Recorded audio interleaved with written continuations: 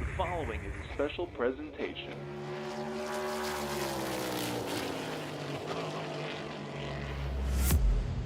From the Captain Esports Network.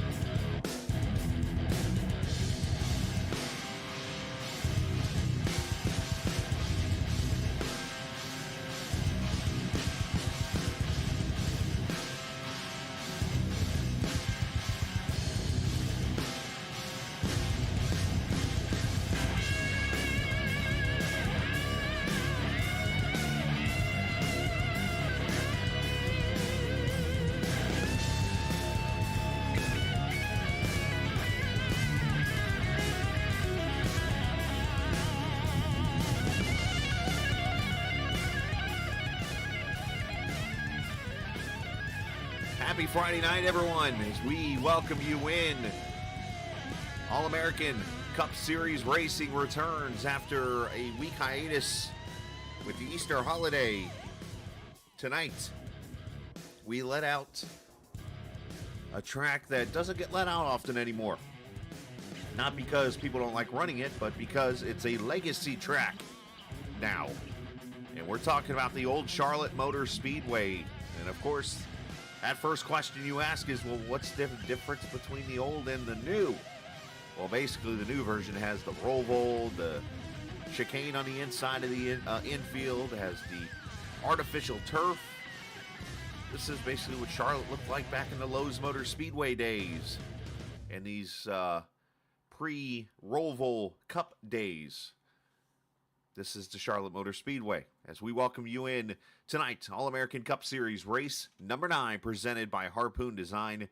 It is the Harpoon Designs 200 here from the Queen City, or just to the north of the Queen City in the town of Concord. I am the captain. We welcome you on this Friday night and get ready to do some racing here from Charlotte. Coming off a race 2 weeks ago at Twin Ring Motegi that saw a pretty dominant performance, one of the more dominant performances I have seen in this league in the 3 or 4 seasons, however much it's been. We have broadcasted here on Friday nights with Matthew Weeks leading all but 8 laps and going to victory lane at Twin Ring Motegi for the second time in 3 seasons, in 3 races at the track. And tonight, see if he can go back-to-back. Or will it return to the Mark Whitley show? Or will it be the Harpoon Designs show? Or the Driven, I should say, with Harpoon Designs. Or will we see a surprise winner tonight? Either way, I think we're going to see some great racing here this evening, as qualifying going to be coming up here in less than 2 minutes or so, as we get ready to have a pretty good sized field, about 29, 30 cars or so ready to go racing here at the Charlotte Motor Speedway. As we take a look at some of the history here at this track, Legacy Charlotte has hosted 3 races here in the All-American Cup Series. Of course, this includes the All-American ARCA Series at the time before the Gen 4 car accidentally came out and changed the landscape of Gen 4 racing on iRacing. But this is the 4th trip now coming up in the Legacy Series of Charlotte. Of course, there's 2 trips also that have been at the new Charlotte on iRacing. But all 3, or 2 of the 3, I should say, have had some pretty good racing. The first season, of course, that one had 9 cautions in that one. But then these other 2 have only had 3. So I expect to see some good racing here tonight. Cody McCorkle, of course, winning the Season 3 race, as these guys race here every odd season. So Season 5 was the last time, which was March of last year, with Mark Whitley going to victory lane on the 31st in that race. And I want to say that might have been one of Mark Whitley's first couple of wins in the series when he started to go on that hot streak of his. But, of course, Mark winning that race, and we'll see tonight. Can he go back-to-back, or will McCorkle get his second win, which I don't know if he's even in the field tonight. I don't even see McCorkle in there. So basically only one driver can get that repeat win here this evening at Charlotte. But right now we're going to go down to the track, and the pole award going to be given away, of course, presented by Mike Husby Designs. So let's go down to the track here and check out qualifying, because I think we could see Tom Carnegie, the former, or I should say the legendary voice of the Indianapolis Motor Speedway, with his famous new track record sound. Of course, Fox did their own little rendition when DW and Larry McReynolds were there. You won't get it out of me. Well, I'll say new track record, but it won't be in that kind of style. As we see Justin Ray out on track. Sun's starting to set here, so you might want to wait a little bit before you get out there and run this lap. But, of course, you're going to need a little bit of time to get the car up to speed and get the tire temps up. You see the sun setting over there in turn 3 and 4 right now as Ray brings her through 3 and 4. Track-wise, you're not going to see anything different. This is the same old Charlotte Motor Speedway. As Jonathan Smith goes to the pole with a 45 to start with. Tobin Keefe, a 36.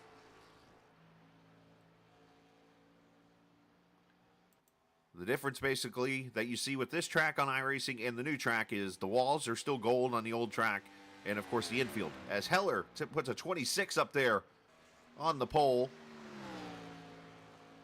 And that is, by far, by the way, a new track record. Pole was a 29.77. We've got it by a half a second right now. And we could go faster on this second lap. Let's see, Whitley gets up there with a 23 as he crosses the line. Here comes Heller back to the line. And he stays the same, 29.26. Still good laps on his part. Who else could potentially see McCorder's done? Unfortunately, he did not get a qualifying lap in either lap. That's kind of a shock.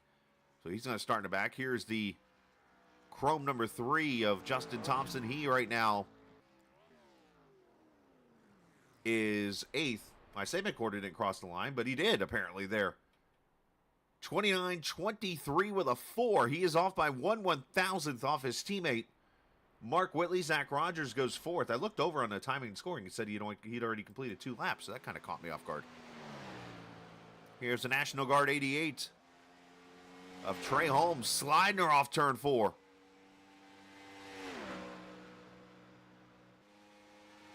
Holmes getting everything out of that car, and he's 13th right now, 29-44. Thompson on the pit road with a 37, and he gets Trey Holmes just knocked a wall down off turn 2. And now we're going to get some of those cars, as we have about 2 minutes left in qualifying here, that are going to try to make the late run for the pole here. Let's start with the, a Legacy Charlotte race. We got to have this paint scheme out, right? The old Mopar Dodge paint scheme of Casey Carrington.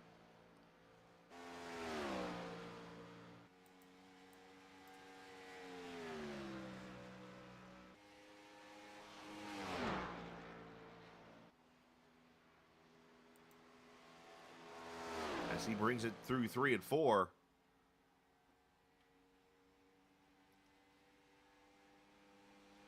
And he goes P5 on his first lap. Here's last week's, or 2 weeks ago's winner, I should say. Matthew Weeks out on track. He's out there. Jordan Owens on track. Got a couple of good hitters right here that he's going to have to avoid. He being Whitley to keep off the pole here. As Weeks gets across the line, he's P7. Stephen Miles crosses the line, he's P14.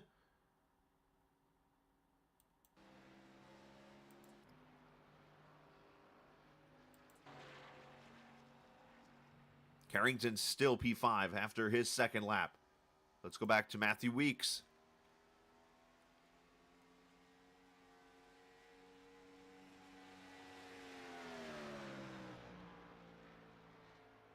Weeks goes to P4 with a 26. Miles P8. Jordan Owens P11. And that's going to do it. Mark Whitley going to win the pole. The Mike Husby Design Pole Award with a 33 to a 34 from his teammate McWhorter, I should say. So, great job by Joe on the top 2 there with Whitley. Congratulations to those guys on sweeping the front row for that driven team. As, of course, we go into the warm-up section of this race, and the 200 miles coming up here in a moment. They're going to get out there and run a few laps here, but this is our chance to get through some things here. Let's start with the point standings. Of course, after Twin Ring Motegi, Mark Whitley had a rough run there in Japan. Of course, he does lead the points still by 9. Casey Carrington 3rd. Vincent Isabella is 4th. And Stephen Miles, your top 5 in the point standings. Of course, going through these 14 races. And then once we're done, we'll bring in Season 8 come later in the summer. And those points will be added to these points, along with the separate championship that'll happen for this season alone. So Whitley with a chance to win this championship, but of course these guys will carry over and do another 14 race season later and potentially win an overall championship. Team points right now, it's been all Driven Motorsports with HDR, of course, by 34 for Pro Edge with a great race last week for Matthew Weeks. CX2 is 3rd. TI Racing 2511 is P5. Piston Broke, Spirited Daytona, Dream Team, Treehouse Autosport, and Gunslinger.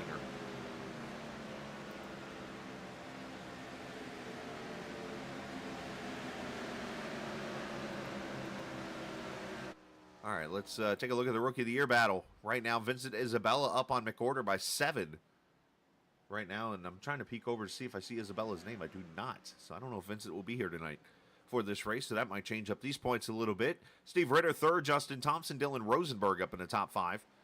Colin Curlis, Wesley Donaldson, Jonathan Smith, Steve Melnick, Sean Dunaway up there also in the rookie standings. And then finally the manufactured points, Chevrolet stretching it out, 17 points over Dodge. Pontiac is 18 back in 3rd. Toyota and Ford rounding out the rear there with 17 points as we get ready to go here at the Charlotte Motor Speedway. Again, a warm-up session going on here as we speak. And let's see what kind of drivers we have to talk to. Not many hanging out here in chat. So let's Let's bring up the 19 driver. Let's bring up Mike Husby, who is ready to go here tonight. Mike, of course, in the 19 car, and Mike, Charlotte Motor Speedway, of course. We know this Legacy track can be a tricky one. Been hearing a lot of tight and loose battling here, but the lights are coming on. What do we expect here tonight?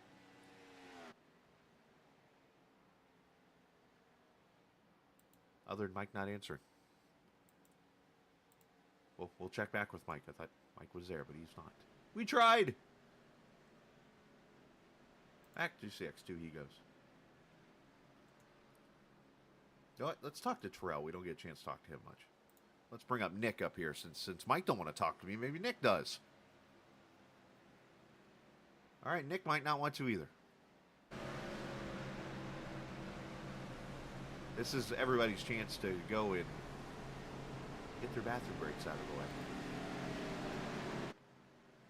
It's funny because people usually like, well, you only talk to certain people, Cap. Well, there's a reason why. So, let's get Craig Martin. Here we go, 22 car. The Piston Broke team. Craig, are you there? Hey, what's going on, buddy? Sometimes it takes 3 to get the right person in here. Try to talk to the other 2. They're off doing whatever they're doing, but obviously Charlotte here tonight. It's a tricky track. Of course, this is the old style racetrack, and I'm seeing cars from the bottom to the top, seeing a lot of tight and loose. What do we expect inside this 22 car? I don't know. It's a bit of a mixed bag, and I'm hoping for good things, but we're really going to have to see. The track's fighting back pretty good. I just see if we can find some way around here without knocking the corners off of it. Yeah, don't do that. Don't do that. So, well, best of luck here tonight. P12 now, as you just jumped up there in practice. So, best of luck here tonight. Get a pit stop practice in, and maybe we'll talk in victory lane or in the top 3 tonight. It sounds good to me, buddy. All right, bud. Be Thanks, safe. Chris. You too. Piston Broke Racing's Craig Martin there in the 22 cars. We go trackside for the national anthem.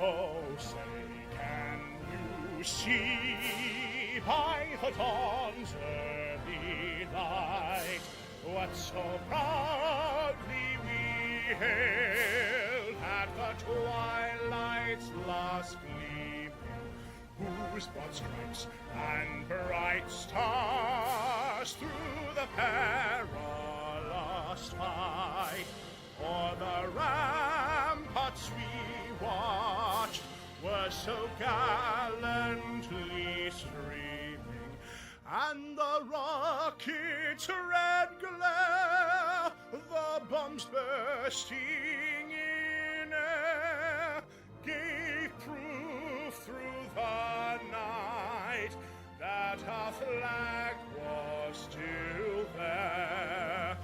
Oh, say does that star-spangled banner yet wave o'er the land of the free and the home of the brave?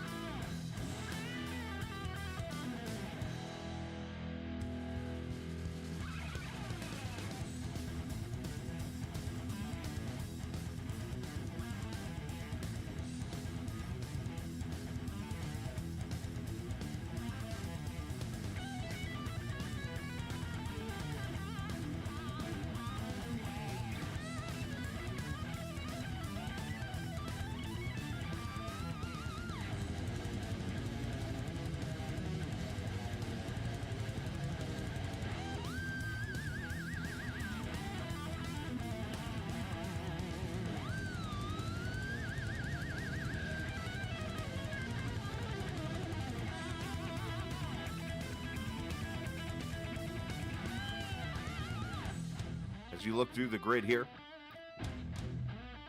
Congrats to Whitley on getting the pole there by 1/1000th over Whitley.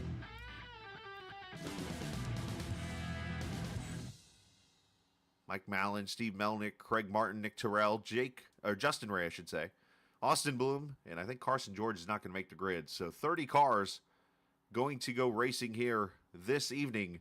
And let's take a look at the race information tonight. 134 laps, 200 miles. Of course, the league presented by Harpoon Design, and it is the Harpoon Designs 200 tonight. 81 degrees, 48% humidity, under partly cloudy skies, 9-mile-an-hour winds. And this track, of course, is 1.5 miles, so 200 miles, 134 laps. And a little special treat for everybody tonight. Keys to victory. Patience, patience, patience. You're going to need patience. Long race, 134 laps. You will make the right calls on pit road. Will we see a 2-tire stop late in the race if we have to get it? Or will it be 4 tires all the way to victory lane? In the changing conditions, of course, we're kind of getting dark here. And probably by halfway into this race, it will be dark. And, of course, the track is going to tighten up. And I think we're going to see racing from the bottom all the way to the top. And I think we're going to see side-by-side racing here throughout as we get ready to go racing on a Friday night here on the Captain Esports Network. We appreciate everybody coming back from the Easter holiday as we go racing from Charlotte to Harpoon Designs 200 green with 2 Harpoon Design cars on the front row.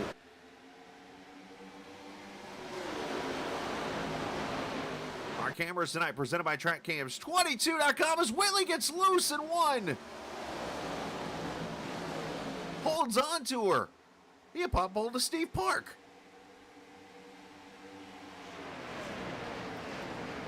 I was saying our cameras presented by TrackCams22.com. Check them out online on Facebook and the iRacing forums at TrackCams22.com. That's one way to do it.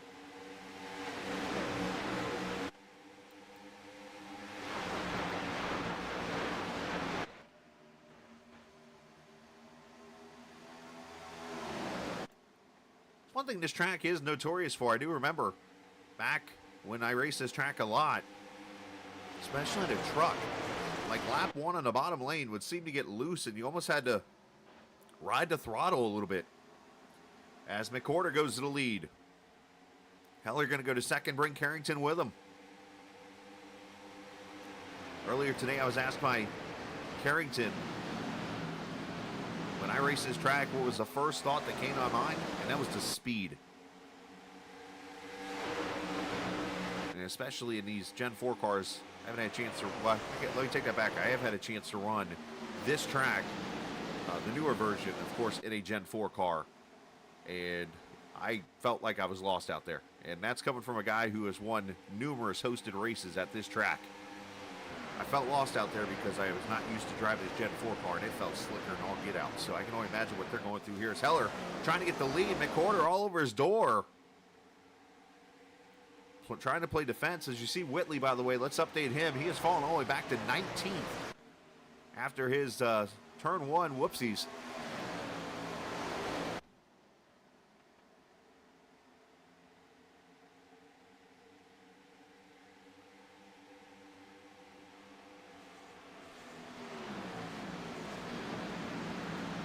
Racing everywhere. Everybody kind of wrapping the bottom right now. Let's go back to the start of the race here. Be a good little lesson for everybody to make sure those tires are heated up, because that, I mean, that could have been really bad in the end.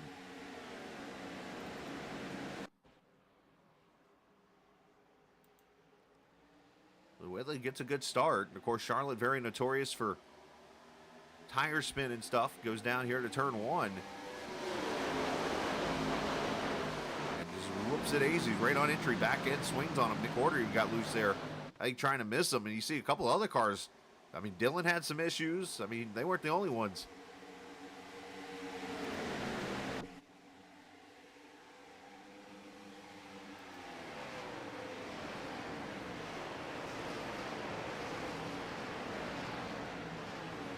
So Heller leading by 0.3 of a second over McWhorter. Obviously got the lead back there. And here comes Carrington. He's getting pressured by Justin Thompson in that chrome number 3, as I mentioned. Justin asked me before the race, what do you think of my paint scheme? I'm like, well, you better hope you don't go, I mean, it's a different version of it, but hope you don't go 3 wide with Darrell Waltrip or Jeff Gordon in the 95 All-Star race all over again.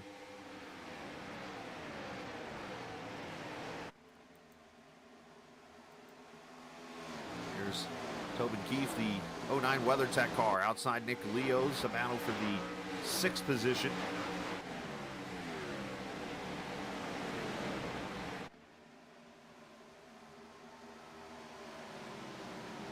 And Leo going to take that spot away. You're going to see a lot of tire fall off, I think, in this race.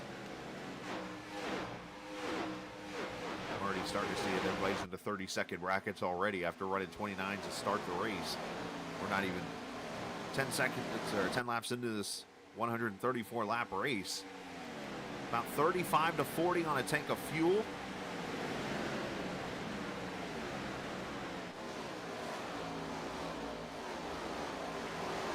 do the math on that, looks like about a 3-stopper to get to the finish. As you see Whitley trying to get up through the field inside of Telder there, Brad Delph in front of him, and Josh Dillon there at surge number 12. Who also had a little bit of looseness there on the opening laps of this race.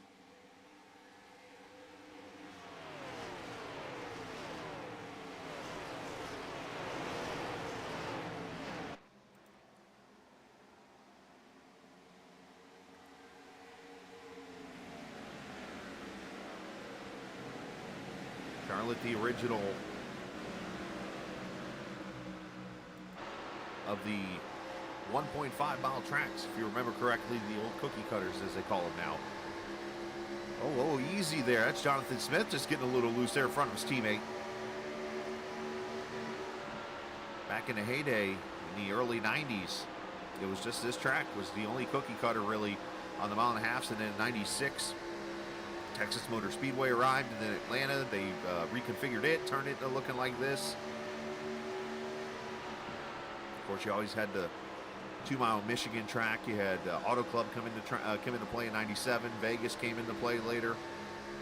Oh, Smith and Delph with some contact. I mean, Jonathan is loose off turn 2.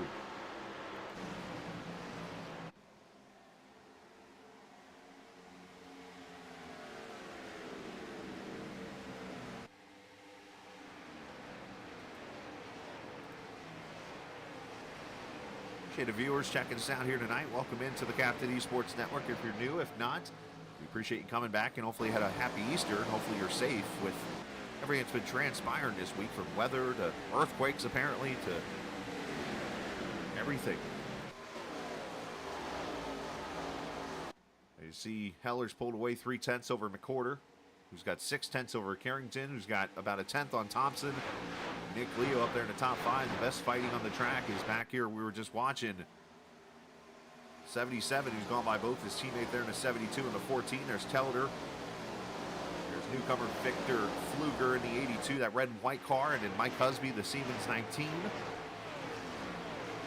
Jeff Pacheski in that CarQuest number 5.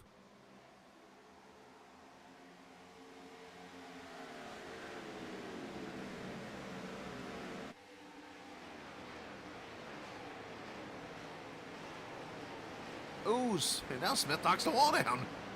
He's not having a good night so far.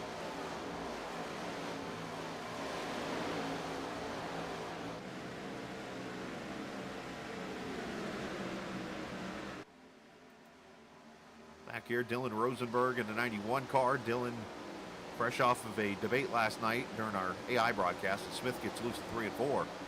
When we had the conversation of, and I never thought about this until he brought it up, but is cereal a soup? And after research and looking up the definitions and stuff, it is not. But I can understand the point of the question, because of course you add fluid to cereal, which would be milk. However, the difference between that and soup is soup comes with the liquid in it already. Matthew Weeks falling back here a little bit to the 7th position. After leading early in this race, might be saving tires a little bit, or might just be struggling with the handling of that Mountain Dew ride. But he tries to get around Leo. Now going to maybe take a 3 wide here with Keefe and Leo. Thinks better of it, backs out of it.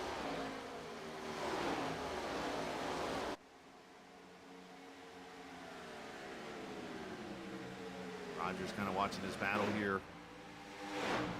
They work their way to turn 1.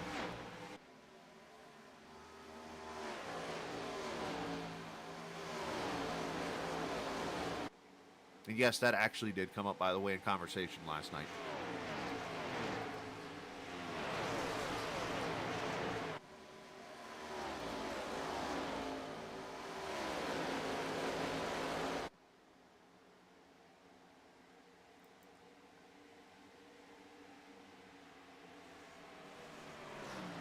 Of Jordan Owens there behind Stephen Miles. You see Josh Dillon going to make a dive underneath of Colin Curlis. And let's actually jump further up ahead here because there's the battle with Keefe and Matthew Weeks again as they both have gone by the Jewel number 69 and Nick Leo. Oh, the 09 getting a little free there. This track, when it was raced a ton, obviously in iRacing, the new track's kind of like it, but there are some things that this track was notorious for back when I ran it a lot. And that was basically,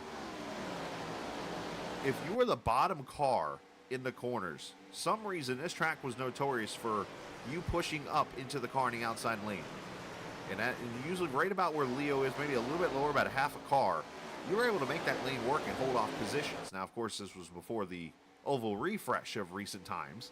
So, obviously, it could be a little different now, but you used to be able to do that when you ran like the trucks or the B car. It got to a point where it was almost impossible to pass after about 20 laps.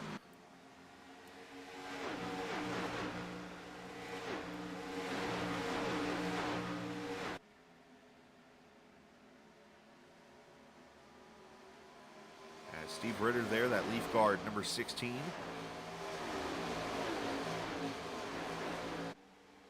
11th position there, 22 laps in, so about 10 laps, 10, 15 laps away from green flag pit stops here potentially. Of course, they do not run fuel of full distance here in the car.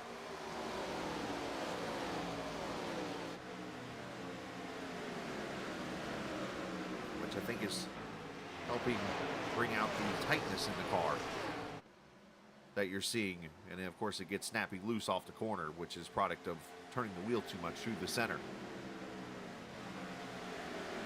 Austin Bloom, by the way, did not make the start of the race either, so actually 29 cars technically have started the event here this evening. Of course, the Harpoon Designs 200 here at Charlotte Motor Speedway. The Legacy track, by the way, for those curious watching tonight.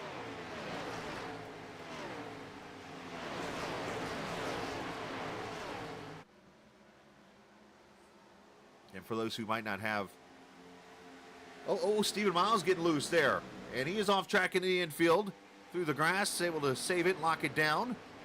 Remember, this is grass actually at this track, where the new Charlotte, and of course the real life Charlotte, actually has field turf. Or carpet, if you will, basically.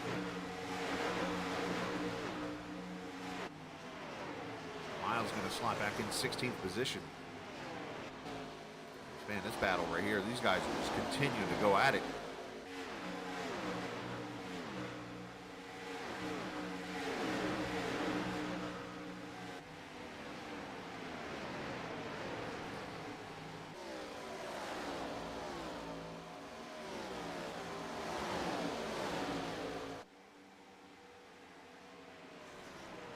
Oh, and Curlis gets turned into its inside wall. And somehow he just kind of bounces and stays to the bottom side. No caution as he stayed off the track, but the 54 gets turned. That could have been a lot worse than it looked. And that Cheddar's car is going to come to pit road, so Colin, unfortunately, a tough break there.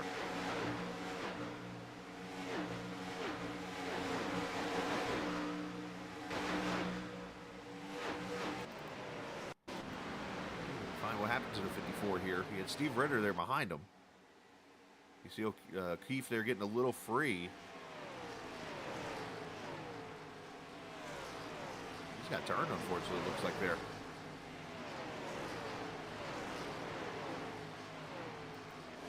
Pretty sure Steve didn't mean any harm there. He's not that kind of guy, I don't think. At least in the times I've known Steve.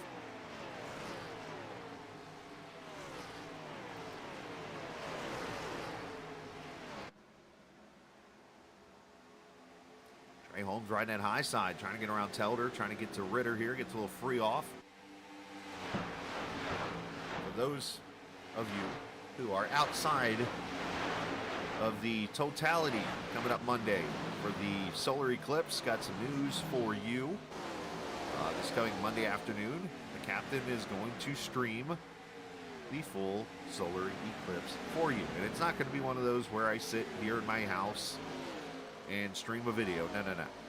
I'm going out because I am, as of, Telder getting loose, as of this week, found out that it looks like I'm about 99% in totality, which of course is not 100%, so I'm going to drive somewhere where it's 100%. So it'll take about a 30-minute, hour trip out somewhere, probably in Ohio, if not somewhere near down like Bern or Portland, Indiana, or somewhere down that way. And we are going to set my phone up and we're going to stream live to everyone so that you can be a part of this with the captain, because let's face it, a lot of you guys get ripped off and don't get to see it because you're too far away. So if you're one that is part of, likes that kind of science and that kind of thing, I invite you to come to the chat. I'll have a link set up here probably this weekend. And share it with your friends, your family, whoever is into science like that. And I will do all I can to let you enjoy the entertainment of the solar eclipse come Monday. And it looks like I'll probably start streaming somewhere in the early afternoon to late morning. I'll let you know here once I get my plans finally figured out, as Heller is having connection issues right in front of Carrington, who's trying to get the lead. You see McCorders falling back to third, and look at the car on the move back here. Matthew Weeks, I talked about struggle a little bit ago. Mr. Saving Tires has rucked his way back to the 5th position at 11 cars. Here comes Carrington looking for the lead. And I just made the comment, don't go 3 wide, Thompson. Oh, man. Weeks backs out of it, gives him room.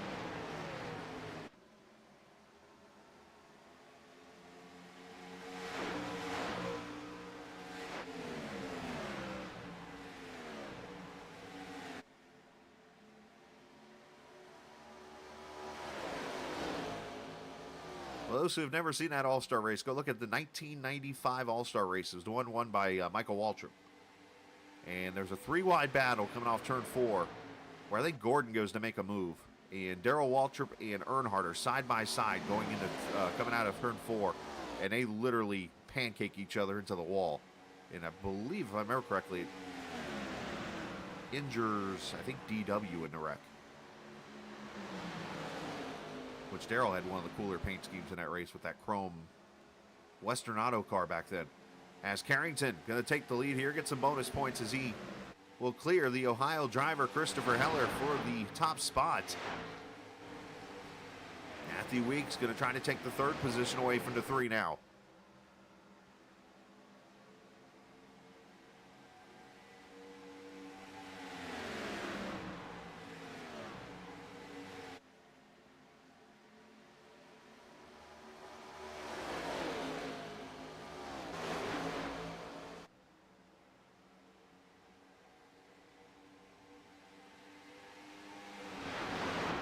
Of course, this being a fixed setup series,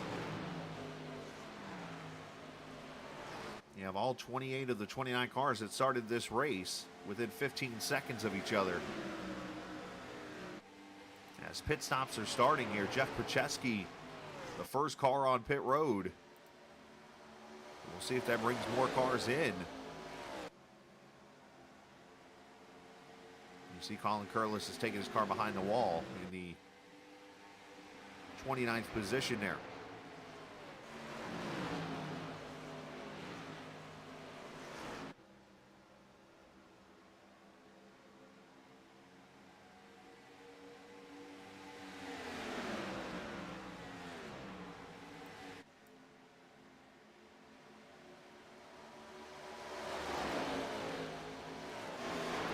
pit and win? The million-dollar question here. Stephen Miles actually gave me the first one. So is Fluger. So is Jonathan Smith. Mike Mallon on pit road. As you see, Weeks has gone to second as he trails his respected but yet rival, we'll call it, Casey Carrington there.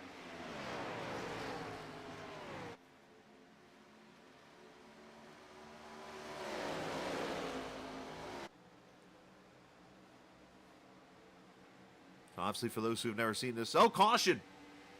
And Mark Whitley is in trouble over here in turn 4, the points leader, along with Tobin Keefe. And Rosenberg's coming to pit road for some reason.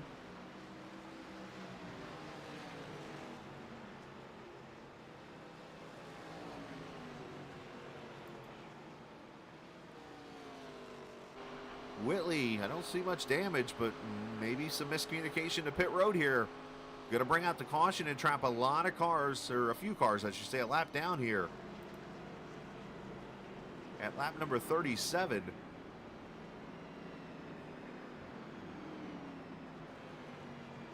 I see some damage on the right rear, maybe, of his car.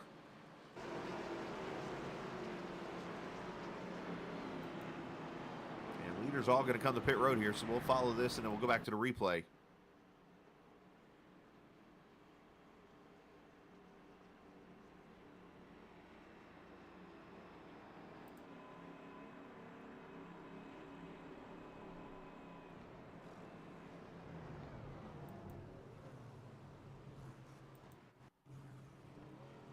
Here we go, 4 tires and fuel. Right in their window here, as you can see Whitley slide in here to pit road.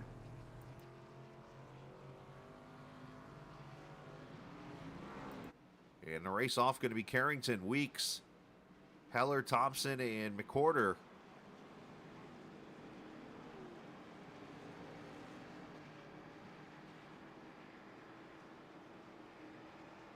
Looks like Perchetsky is going to get the wave around. And Miles and these guys are probably going to have to take the actual wave around. The lucky dog goes to the 5. All right, let's go back to the replay here and see what happened here to bring the caution out. I see that was already going on. Let's scroll up here a little bit more. That was Tobin Keefe, by the way, taking his car to pit road. And behind the wall, it looks like.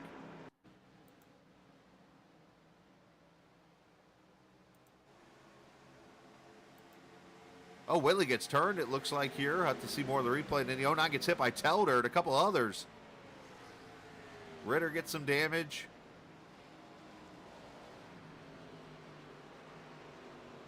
We get you a better replay of that because obviously the camera was kind of bouncing around there. Here we go. So Whitley called out. He was pitting apparently. So I'm wondering if Jordan Owens got him.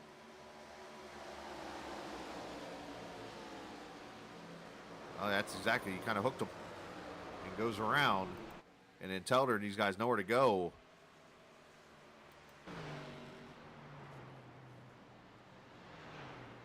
And I wonder if Rosenberg may have been out of gas or something. I don't know. He just hung a left and went in and came to pit road.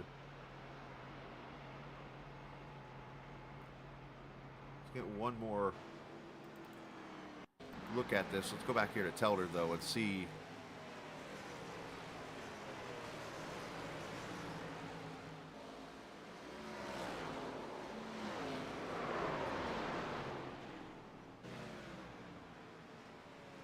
Obviously, the spin was going on, and the 09 jumped on the brakes, it looks like.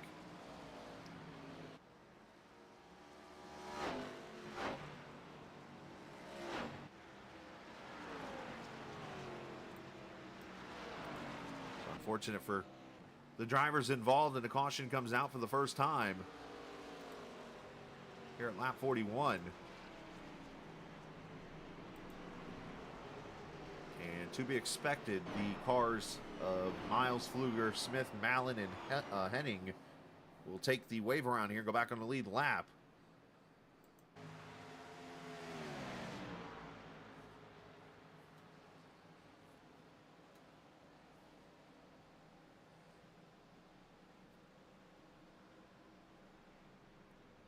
So I would expect Whitley probably to have gotten all the damage fixed, if not close to it. And you wonder how much his side force is going to be hurt on that right rear. Tobin Keefe, as I mentioned, went behind the wall. And it looks like everybody else is going to continue. Obviously, some with probably more damage than others.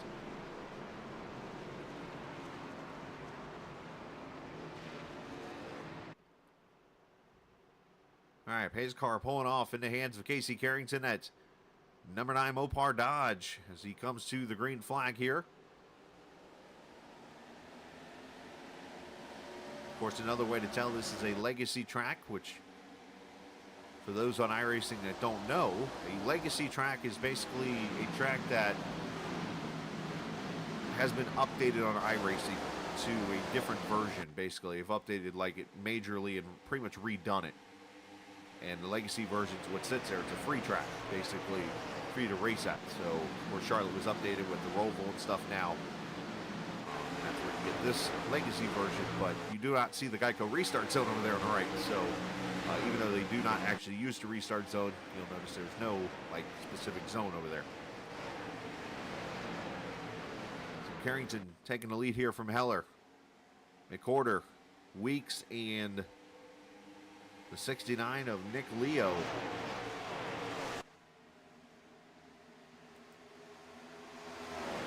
Not cleaner of a lap 1 start this time by. I think everybody learned their lesson real quickly about these tires, getting up to temp.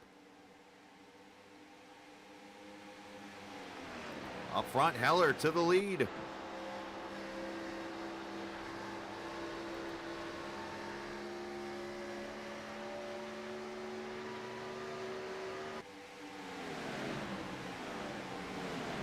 Thompson up to second, McCorder up to third. Oof, that was close.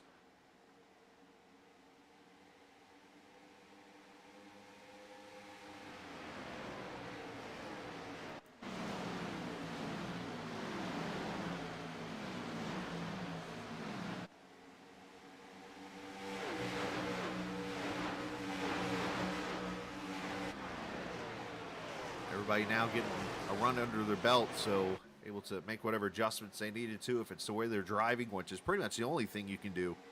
With a fixed setup, the only thing you can adjust is your steering ratio, your offset as they call it, or pretty much look at it as where the tape sits in the middle of your wheel, and your brake bias. That is it. Everybody else has the same exact spring perch to off or to camber, caster, all that stuff.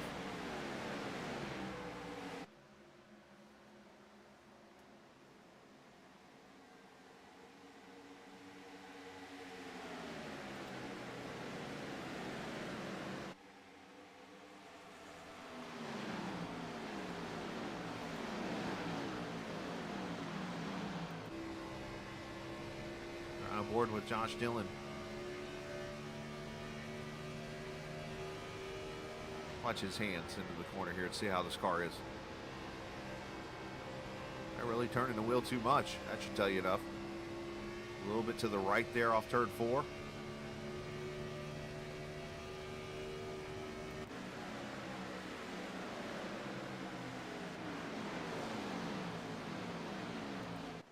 Up front, here comes Thompson, top side.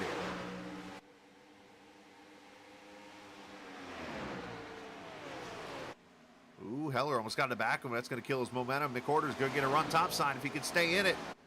Gets a little free.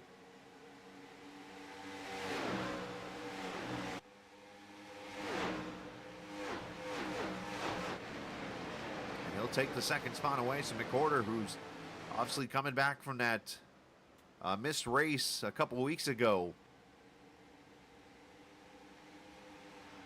and is doing everything he can to put himself back in this championship race. And tonight, right now, might be a spot for him to take advantage of the issues from the 77.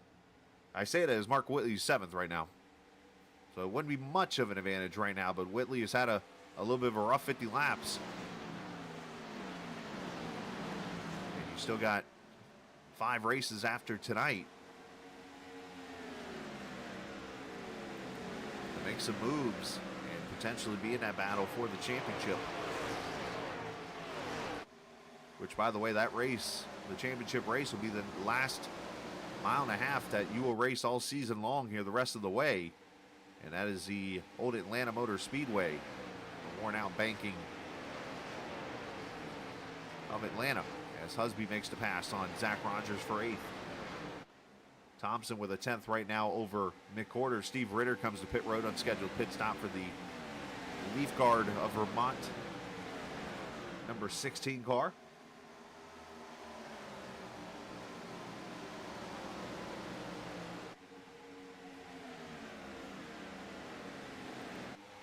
McCorder all over.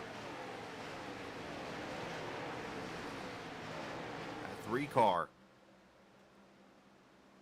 Gets that nose out the air a little bit. Should be able to get the run up to his quarter panel here. Going to try to side draft, and Thompson, I think he's going to yield the spot, or he's going to back off early here and see if we get a crossover maybe. Ooh, McCorder getting loose off that corner. Might have been even some slight contact.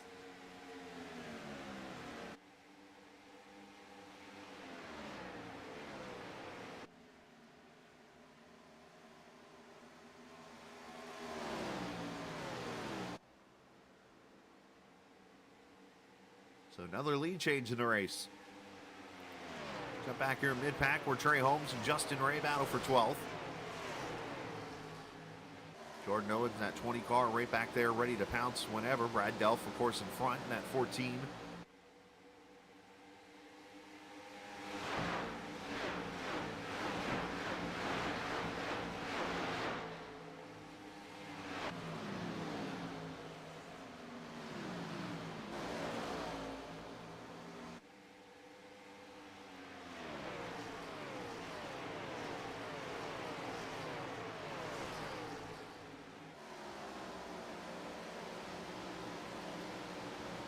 Everybody kind of getting spread out here a little bit. Well, that caution there at 38 obviously sets up everybody to pit right around 75 to 80 or so. Will be that second round of pit stops. Probably more close to that 75 number.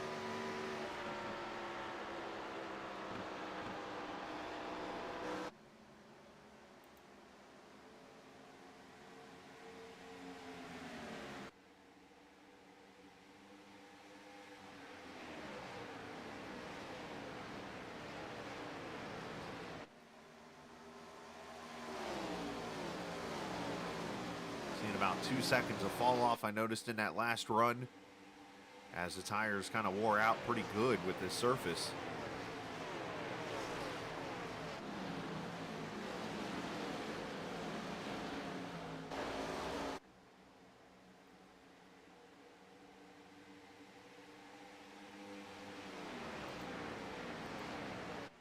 McCorder and Thompson still neck and neck here for first and second. Heller's there third. Just not seeing that separation at all.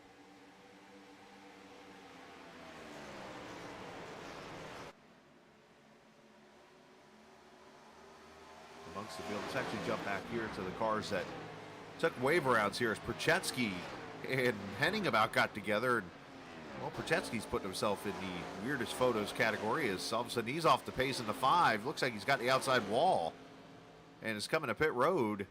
I don't know if this is some kind of a political Yoda for president campaign right here in this photo, but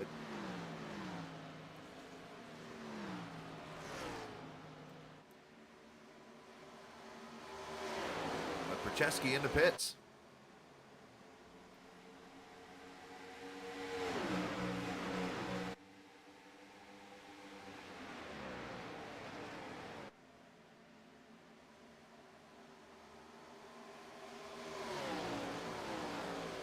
Trying to Yoda the you always get those messages in the political campaigns like I'm so and so and I approve this message.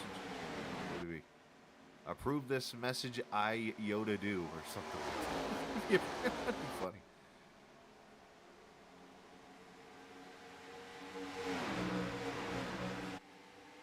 McCorder and Thompson battling for the lead. Here's where it gets tough because I mentioned earlier that bottom car wants to kind of push up into the corner. especially on entry. Almost got to back the corner up a little early, which allows that outside lane to send it in there. And it kind of kills your momentum, as now Heller going to try to make the move to the inside of Thompson here.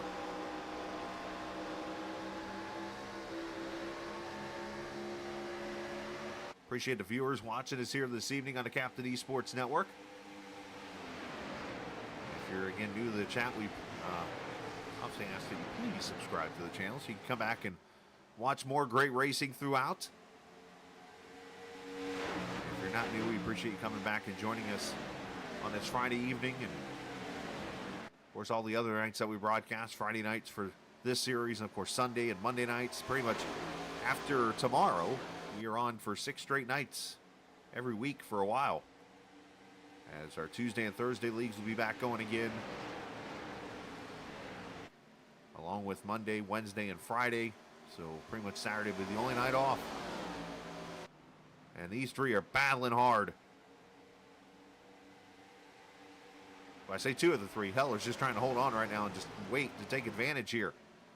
As here comes Carrington and Weeks. They have the tires that they've kind of backed off and let come to them.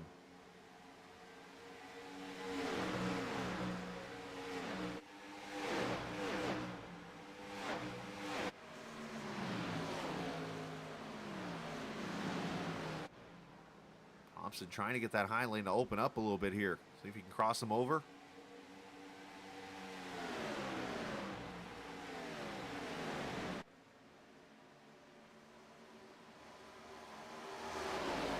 Here's something you don't normally hear out of these Gen 4 cars. A little aero block right there from McCorder.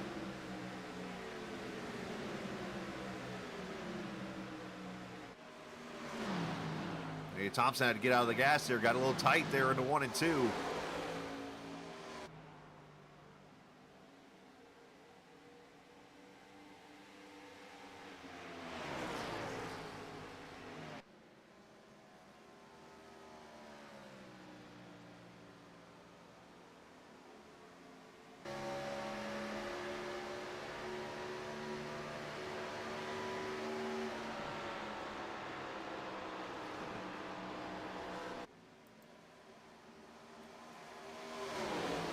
These guys are close.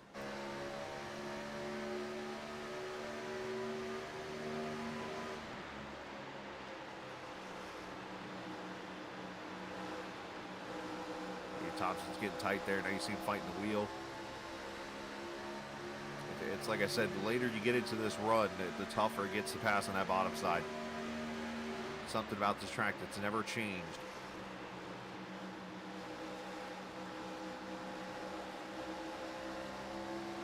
Just sit right there about middle of the track, and it almost becomes impossible. There's a way to do it, but you might risk wrecking yourself. Put it like that.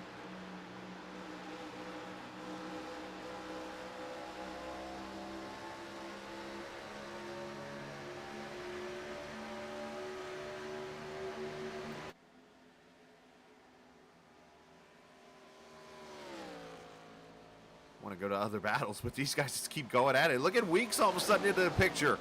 Got by the 9, got by the 8. And now looking to get past these 2. And look at him move to the outside, crossover back inside.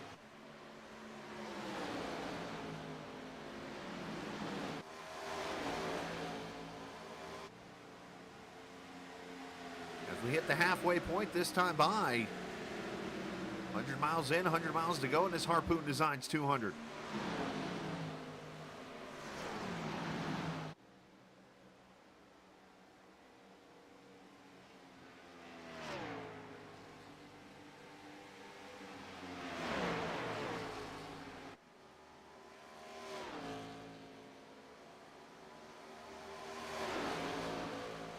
It's just it's a big science here. It's a matter of, do you back off early? Do you send it in there? Obviously, each one that you do has an effect at the end of the corner. Weeks sent in an entry, had to get out of the gas and tried to roll up there into center, not able to do it. McCorder gets to run off the corner from backing off a little earlier. Weeks might clear him here. If he slides up, yeah, he gave him room. credit to Weeks there. He could have slid up and made that move. But honestly, plenty of time in the race. I think there was 5 to go. He makes that slide.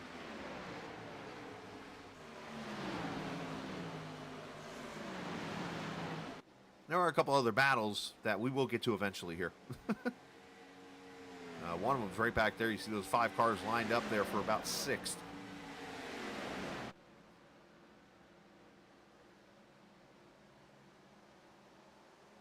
Of course, the other challenge you have here for your Weeks, Thompson had the same problem, is how do you save that right front tire doing what you're trying to do here?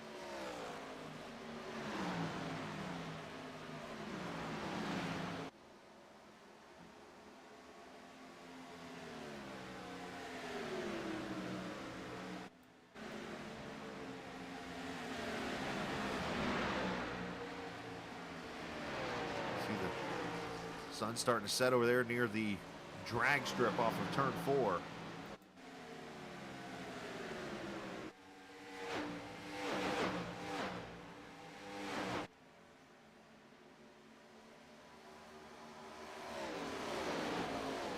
As we complete 72 laps here in the books, you see them coming up on the damaged lap car of Matt Telder, but McWhorter been able to hold on there in that top side.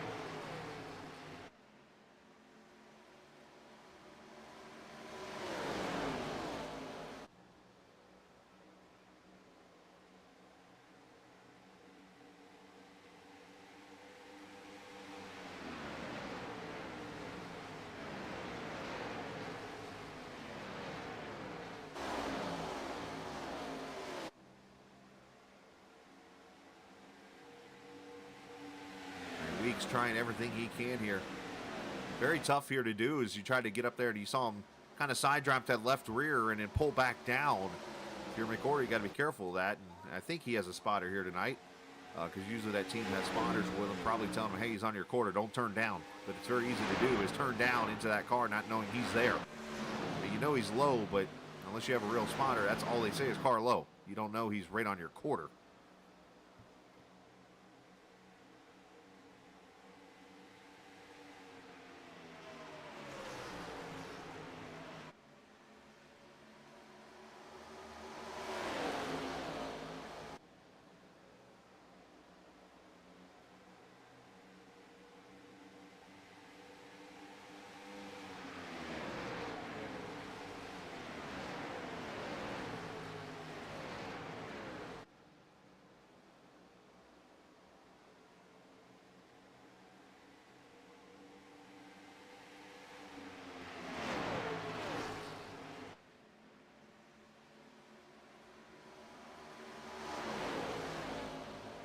And McWhorter's going to come to pit road.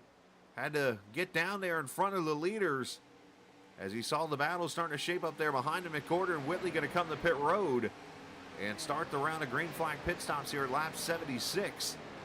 And of course, you do not want to see what happened before the pit stops were completed the last time around. So let's see. It should be 4 tires and fuel for everybody here on pit road.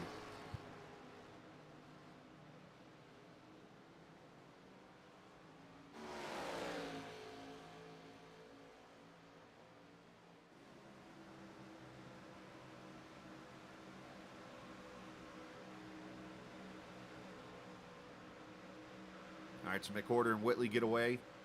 Nick Leo, Jordan Owens, Mike Mallon on pit road. Lap 77 here.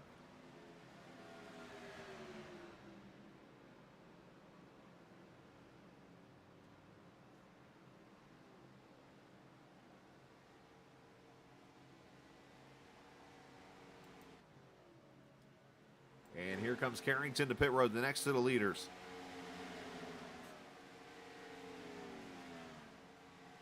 So we're at, what, 57 laps to go, 58 laps to go. Right, 78, 134, 50, something. 56, I think it is. 4 tires and fuel for the 9.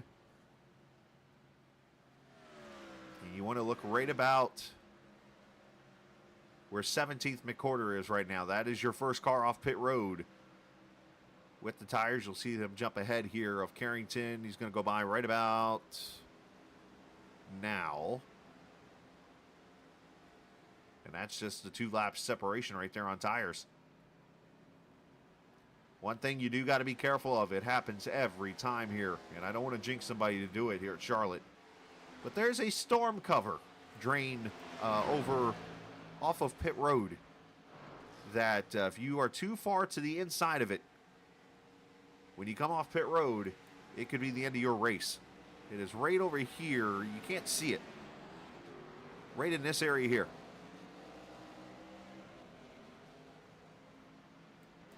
You talk about iRacing not getting all the features and stuff in it. It's even got a storm cover there that when you hit that bump, it will likely spin you out a majority of the time.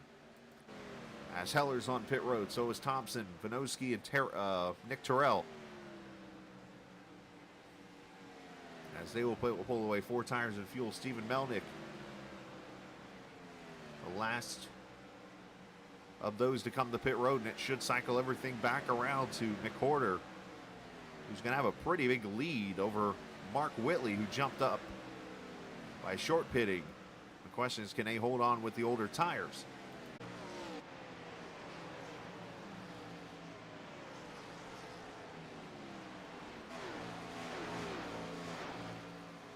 Brings it down off the track, going to come to pit road. Of course, he's going to be cheering on his Yukon Husky girls, I assume, this weekend into the early part of the week as they play for another national title. And even on the guys' side, some think they might be unbeatable. So we've got 2 actually Final Fours to be watching this weekend with the guys and the girls.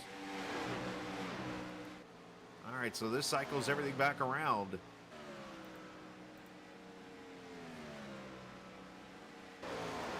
Joseph McWhorter, who leads. We'll do our usual through the field here and show you where everybody's at as we're 82 laps into the Harpoon Designs 200. McWhorter's led the most here so far this evening. He has 2.4 seconds over Mark Whitley. Whitley being chased down by Casey Carrington. And this will potentially be a battle for second. We'll have to see if Carrington can get to him, but Casey is about 3/10 back of Whitley, but 3 seconds back of that 73 car. Matthew Weeks in the 4th position now. The Twin Ring Motegi winner sits about 3.4 seconds off the lead as he tries to chase down the 9 and the 2 Harpoon cars. Justin Thompson, 5th position for that 3 car.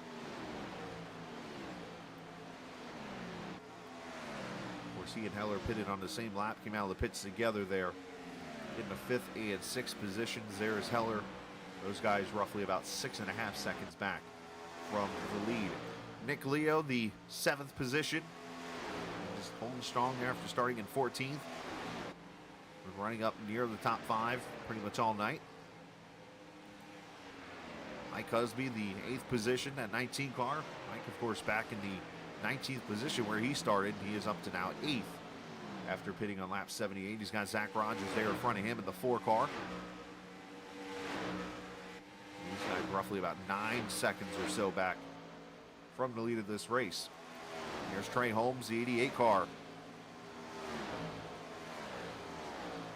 And National Guard, of course, everybody thinks of the National Guard jinx at Charlotte with 2011. Let's actually cut away for a second and go to the battle for second, because 3 cars under a blanket. Here's Carrington to the outside of Whitley. Now let's talk about that jinx. J.R. Hildebrand leading, coming off turn 4, knocks the wall down to Indianapolis, giving the win to the late Dan Weldon. And then later on that night, the National Guard Dale Jr. car leading, coming off turn 4 to get the white flag, runs out of gas.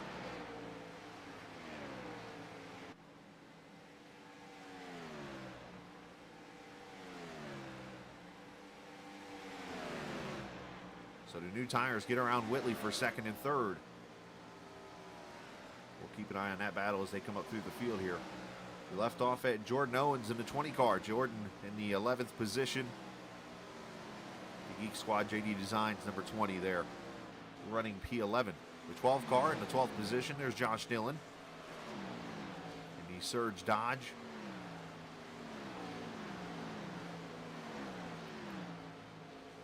Brad Delph having a good run to Snap Fitness number 14, in the 13th position. Stephen Miles, struggle bus out from the one car tonight. Of course, he had that contact earlier that sent him to the infield. Hasn't been able to recover really at all. And he did take the wave around there at the last caution, so might have been at a slight tire disadvantage. So just got a lot of ground to make up here in that one car. 14th position for the driver from Louisiana, but lives in the Georgia area. Justin Ray, 15th position for the 38 car. About 16 seconds back from the leader there. Dylan Rosenberg, 16th position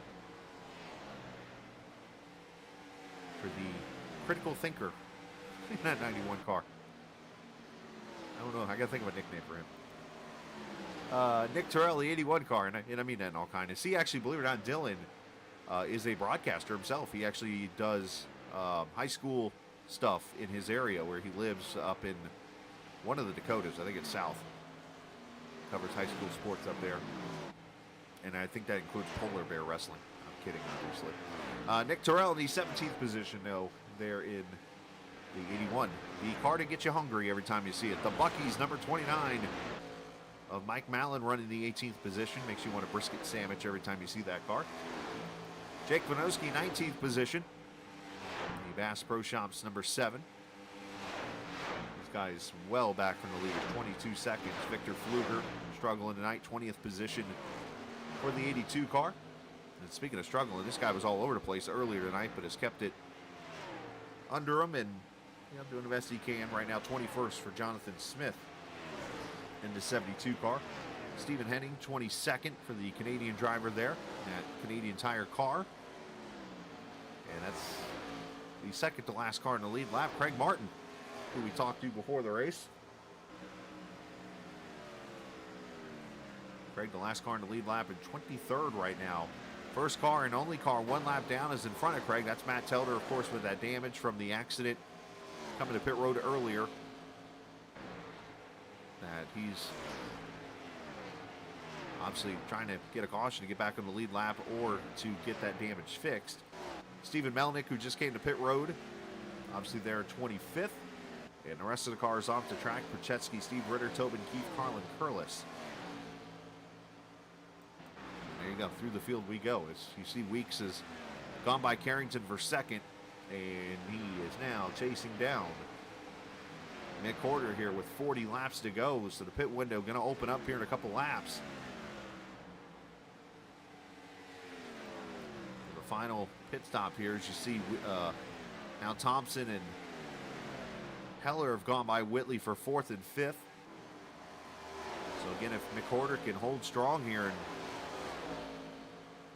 potentially get this win, the farther back Whitley goes, the more points that 73 can get, and every little bit counts. I know 6 positions isn't too much, but you know what? It's a lot easier to lose points in the game. And you can stay consistent up towards the front, and that other car has issues. All of a sudden, you can be in a pretty spot when it's over with.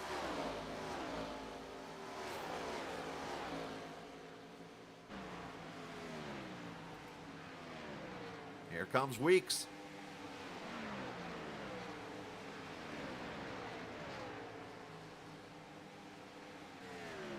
And Matthew make the pass here. He's got a little bit newer tires. Again, 3-lap difference on pit stops here. Porter going to sit right down on his door, which of course is a risky move, but you got to do what you got to do to try to hold this lead.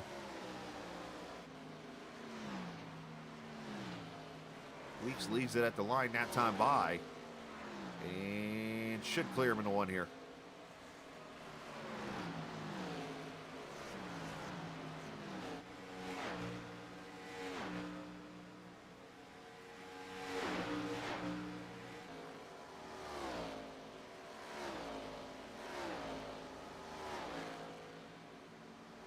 Really not much you can do when you're the car on older tires there, other than just try to battle and keep as close as you can to the lead, because I'm pretty sure, obviously, with those guys pitting on lap 75 like they did last time by, you're probably going to see them back on pit road in the next 10 laps, I would think, to go to the finish.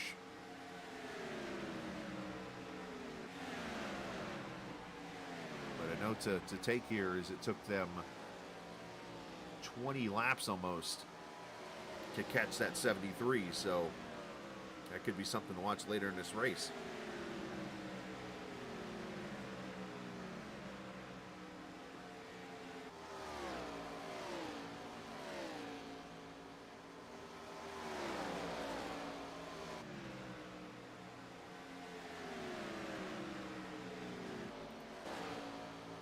Back here to the 11th position as Josh Dillon trying to get around Nick Leo.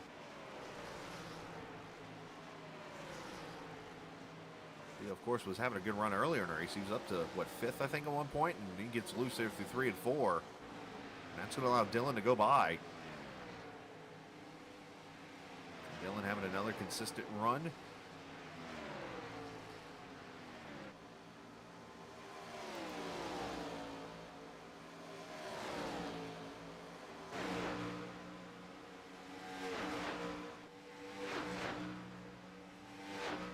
The last 2 times we've been here, 3 cautions in both of them. We've only had the 1 tonight so far, and now it's just simple miscommunication at pit road. Looked like the driver had made the call for the spotter in chat, but unfortunately somebody didn't get the call. That's unfortunately a risk you get when you only have really 2 forms of communication on iRacing, and that's through audio. You say, hey, pitting this time or whatever, or you have a button or whatever you have set up that says, hey, this car pitting, so you know, hey, watch out, I'm coming to pit road. But not all the time does it work.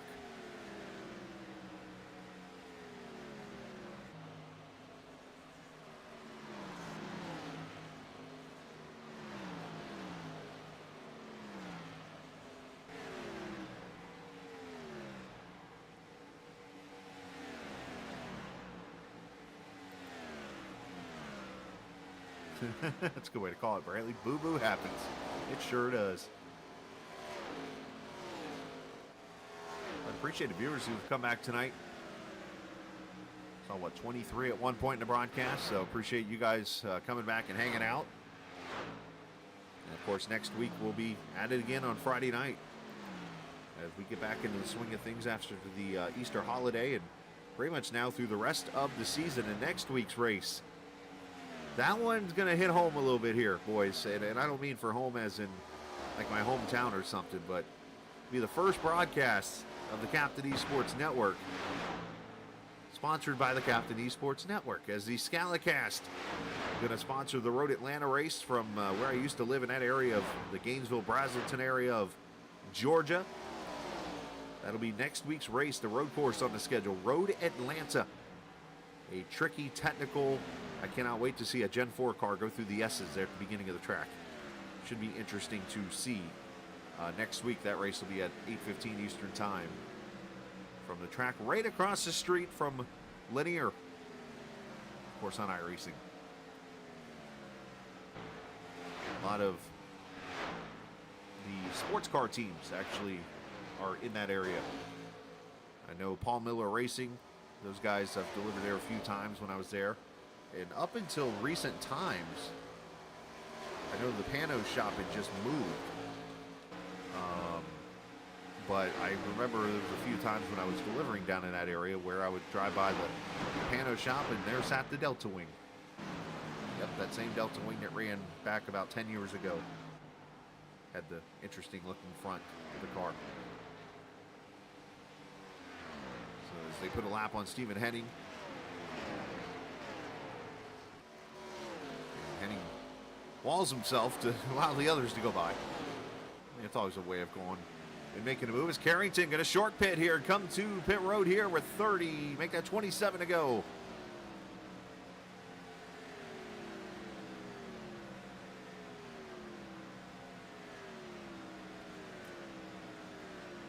He saw that the cars in front of him were not coming to pit road, so he decided to come early.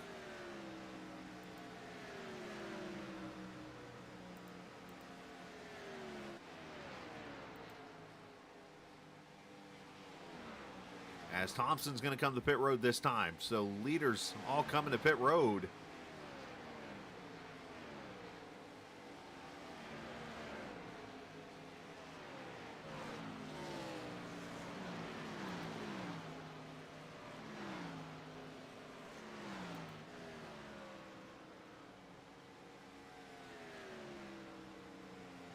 Four tires and fuel for Carrington with a 14.6 as Thompson's on pit road, drops to Jack, 14.5 for him.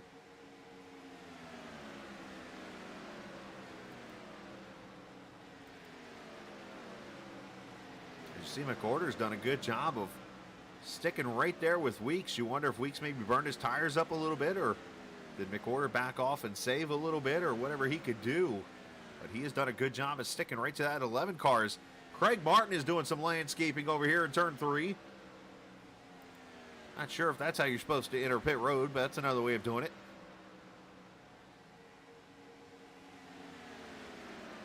He's going to keep it on track and into pit road.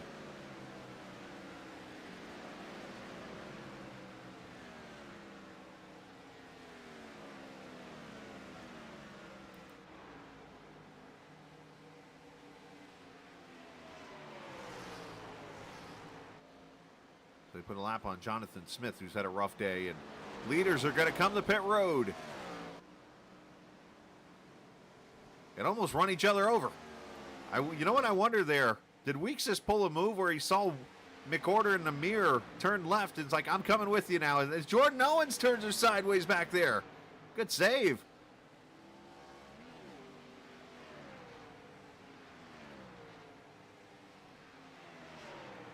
Pit road's a happening.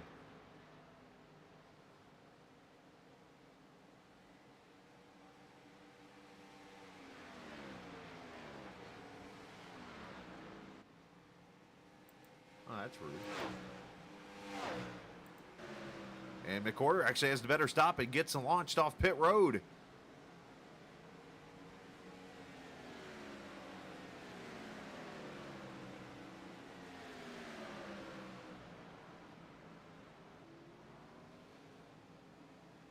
Wow, about 0.7 of a second separation. I'll have to look at the, it must have been the exit of pit road that did him in, because McOrder was 0.7 faster through his pit stop cycle. The pit stop was only literally 1/100th of a second separation. So something there was the difference in that pit stop as Heller leads now Whitley up to second.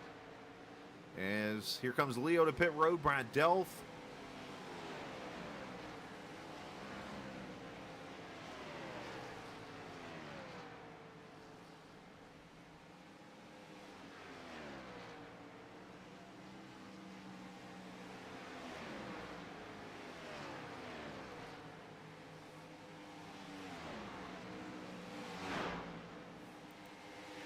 Tires and fuel for those guys is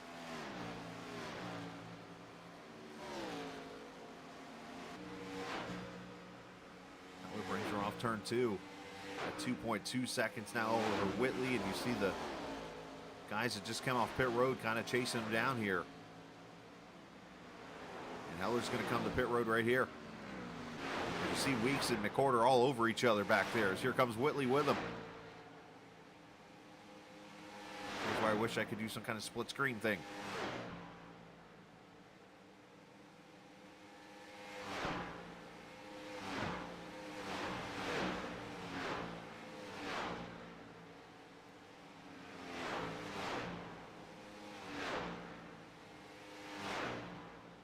Stephen Miles is going to stay out here, and I think he's going to try to run this tank out and maybe get a caution.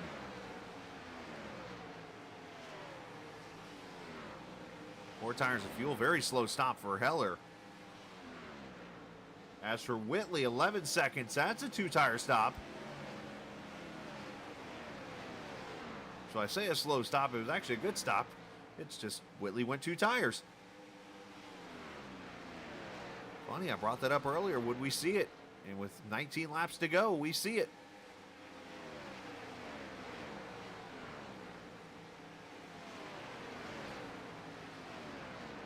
As Miles, one of the last cars on pit road here.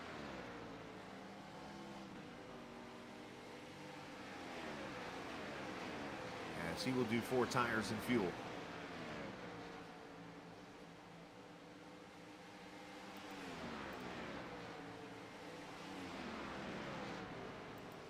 And that moves the lead to this guy right here, Casey Carrington. With 18 laps to go, he's got 1.9 seconds over Justin Thompson and then Matthew Weeks, who's gone by McCorder. 3.3 seconds back. McCorder is about a half second behind him. Trey Holmes now up to the 5th position. There's these two here. They were fighting neck and neck from the time they came off pit road. I want to go back and evaluate their pit stops real quick because I talked about how Weeks came to pit road in front of McCorder, but McCorder actually got out of pit road in front of Weeks.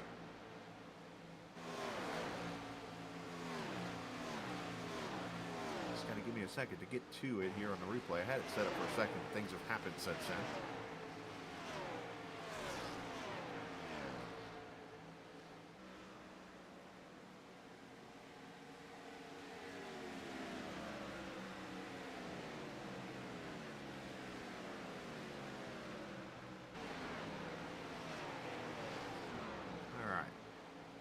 There we go. We're going to go all the way back to the entrance of pit road here.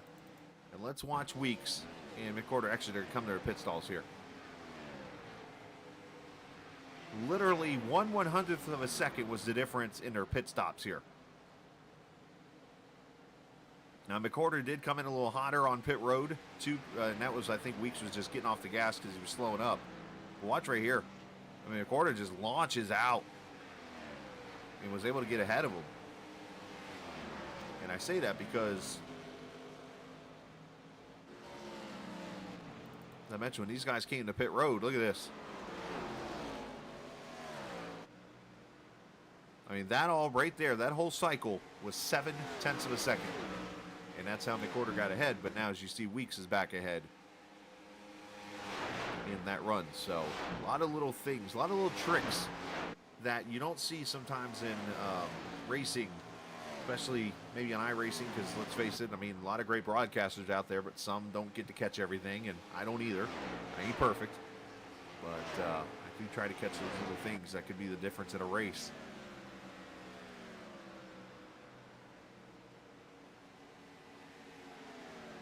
"13 laps to go. Carrington, 1.8 over Thompson.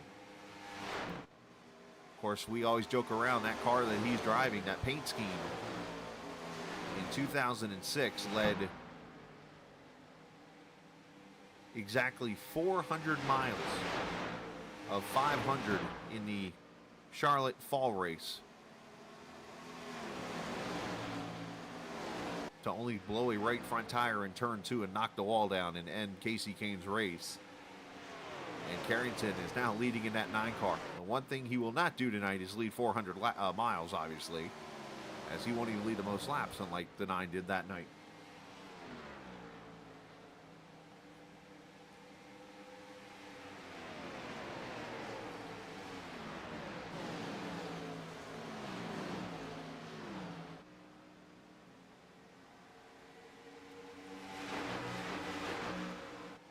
I'm sorry, I want to correct myself. I think it was 2004, actually. Is it not? I'm going to have to go back and do my research now.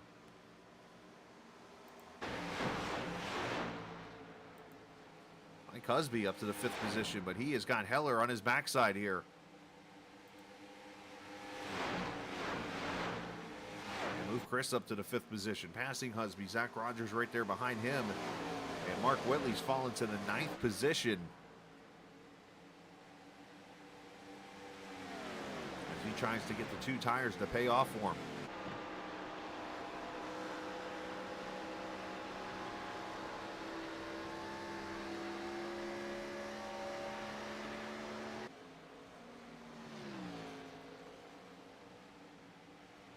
Shout out to Harpoon Designs, by the way, for sponsoring not only the race, but the series here tonight. If you get a chance, you can, of course, go into Trading Paints and check out all the paint schemes that you can race. If you see the name of Brantley Roden as the artist, you are racing a Harpoon Design paint scheme.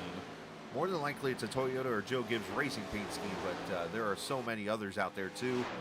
And if you ever want your own paint scheme, of course, you can message Brantley, and you'll fill out a form and get yourself all set up for a paint scheme from Harpoon Designs. And he does an amazing job. Of course, all of his cars and some others out here are Harpoon paint schemes. As battle for second, 3 cars under a blanket, and let's add a Taco Bell car in there too.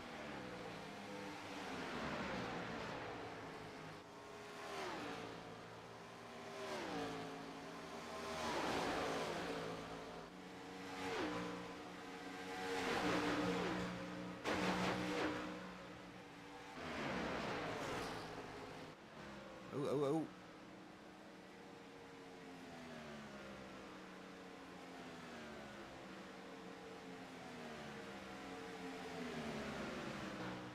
If you're McOrder, how do you handle this situation? You're in 4th. Points leader's back in 9th. He answers my question before I even get to it. 3 wide on the top. Look out. Had to get out of it a little bit there. I was wondering, do you be patient here or do you go for it? He's going for it. Oh, he put himself in the wall.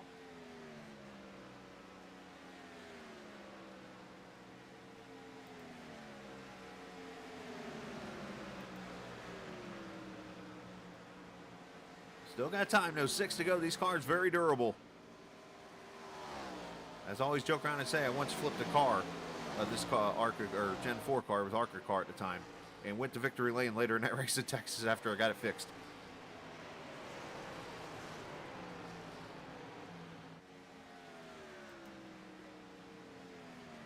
As Carrington comes back to the line, 5 laps to go.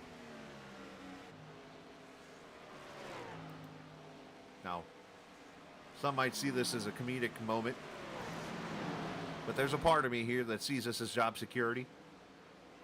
Like Casey Carrington, of course, the owner of the league, went the first 3 seasons without a win, right? Then all of a sudden, here comes the captain in. And then he went to Nashville Super Speedway that year and got a win, and he's won a race in every season since. So if he can go to victory lane in 4 laps, I look at it as job security for me for season 8.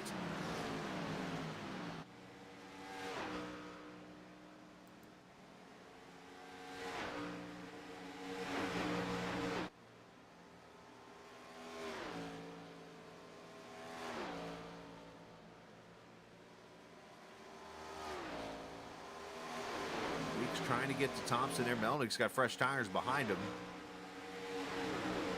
3 laps to go as they are down to 1.4 seconds, so they're starting to reel in that 9 car.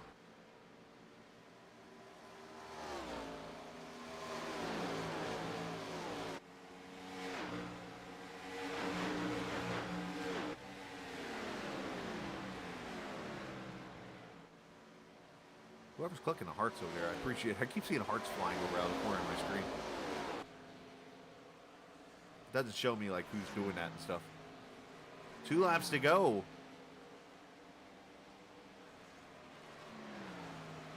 A couple battles out here. Look at this. Miles trying to salvage a rough night tonight, trying to get around Leo for 11th.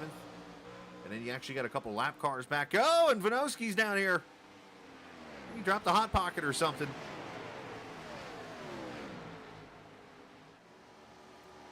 Able to save it as Carrington just wants to get back to the white flag. And he will do so here. Final lap from Charlotte.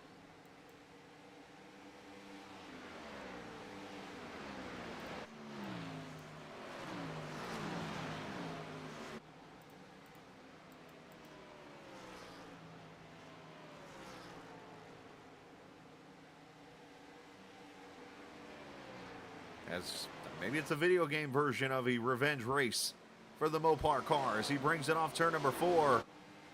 And engine number 9 crosses the start-finish line and wins the Harpoon Designs 200 as Carrington becomes the 4th winner in 4 races at the Legacy Charlotte. Thompson 2nd, Weeks 3rd.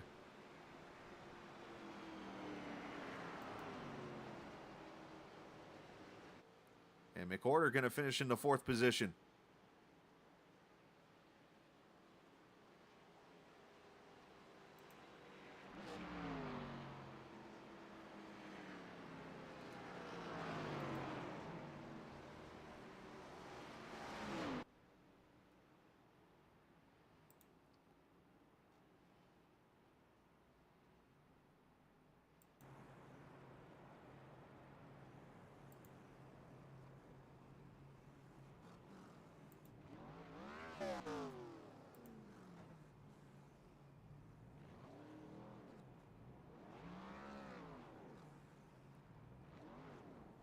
he tries to get the burnout going. A little struggle bus there.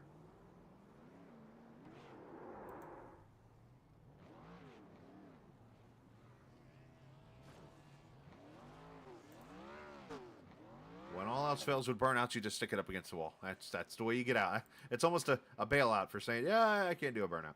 5th win, though, by the way, career-wise for the 9 car. As I mentioned, all of them coming in the 4 seasons now on the Captain Esports Network.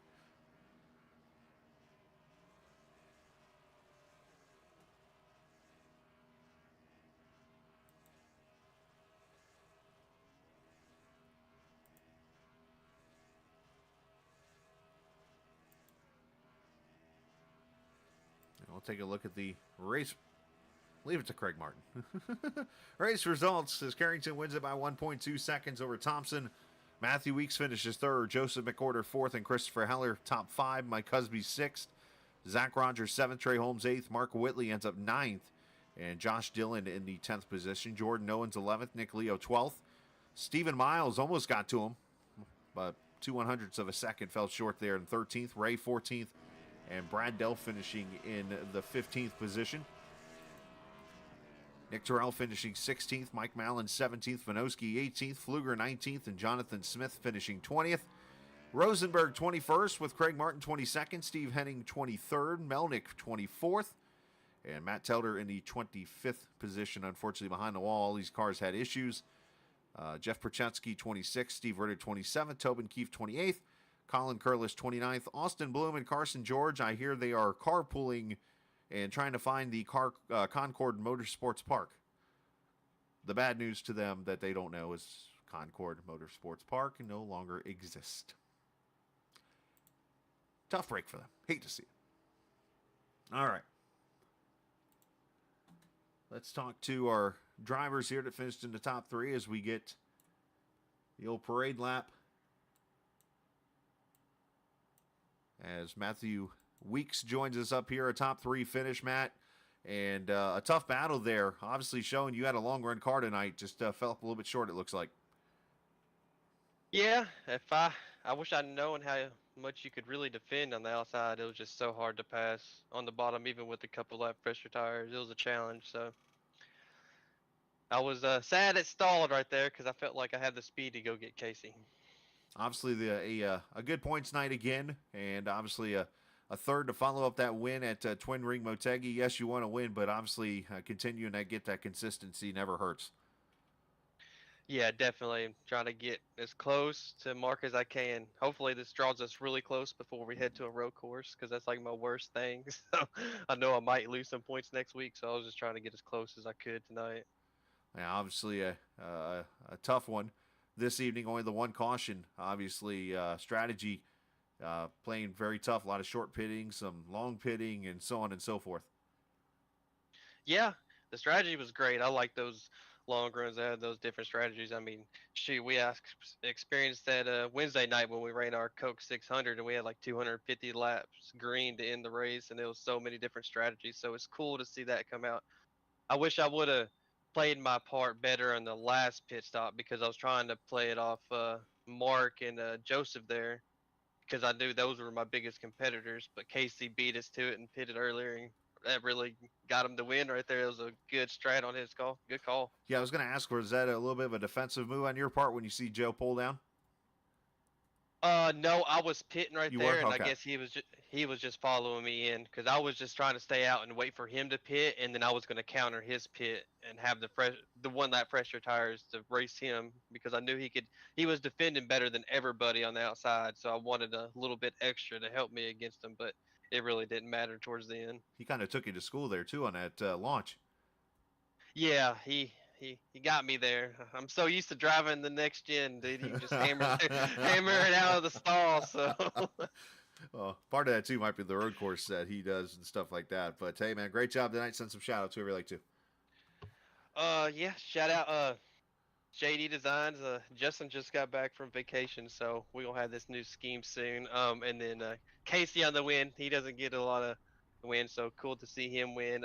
Everyone that watched, it was a good race, really fun. Shout out to you and yeah, and all the Pro Edge guys. We seemed to run really good, and I seen Trey showed up tonight, and he had a good run, so shout out to him as well. Yeah, absolutely, man. Great job tonight. Congratulations. Thank you, man. You have a good one. You too, buddy. Matthew Weeks, the top three here tonight, backing up that win from Twin Ring Motegi as he finishes third here this evening. You can hear it a little bit disappointed in his voice, but obviously doing a good job to keep that momentum going in the 11 cars. Justin Thompson, we pull him away from Casey as they were chatting down here in Victory Lane after Thompson falls up just a little bit short, though, but a great race and one of your better finishes since your win at Auto Club. Yeah, it was a good run. Got pretty strung out there. Kind of glad it did. You know, I got worried when we got that first caution. I mean, cautions breed cautions, but we got squared out tonight and spread out. Had us a good little run going, and you know, I was pushing the car, but trying not to over push the car.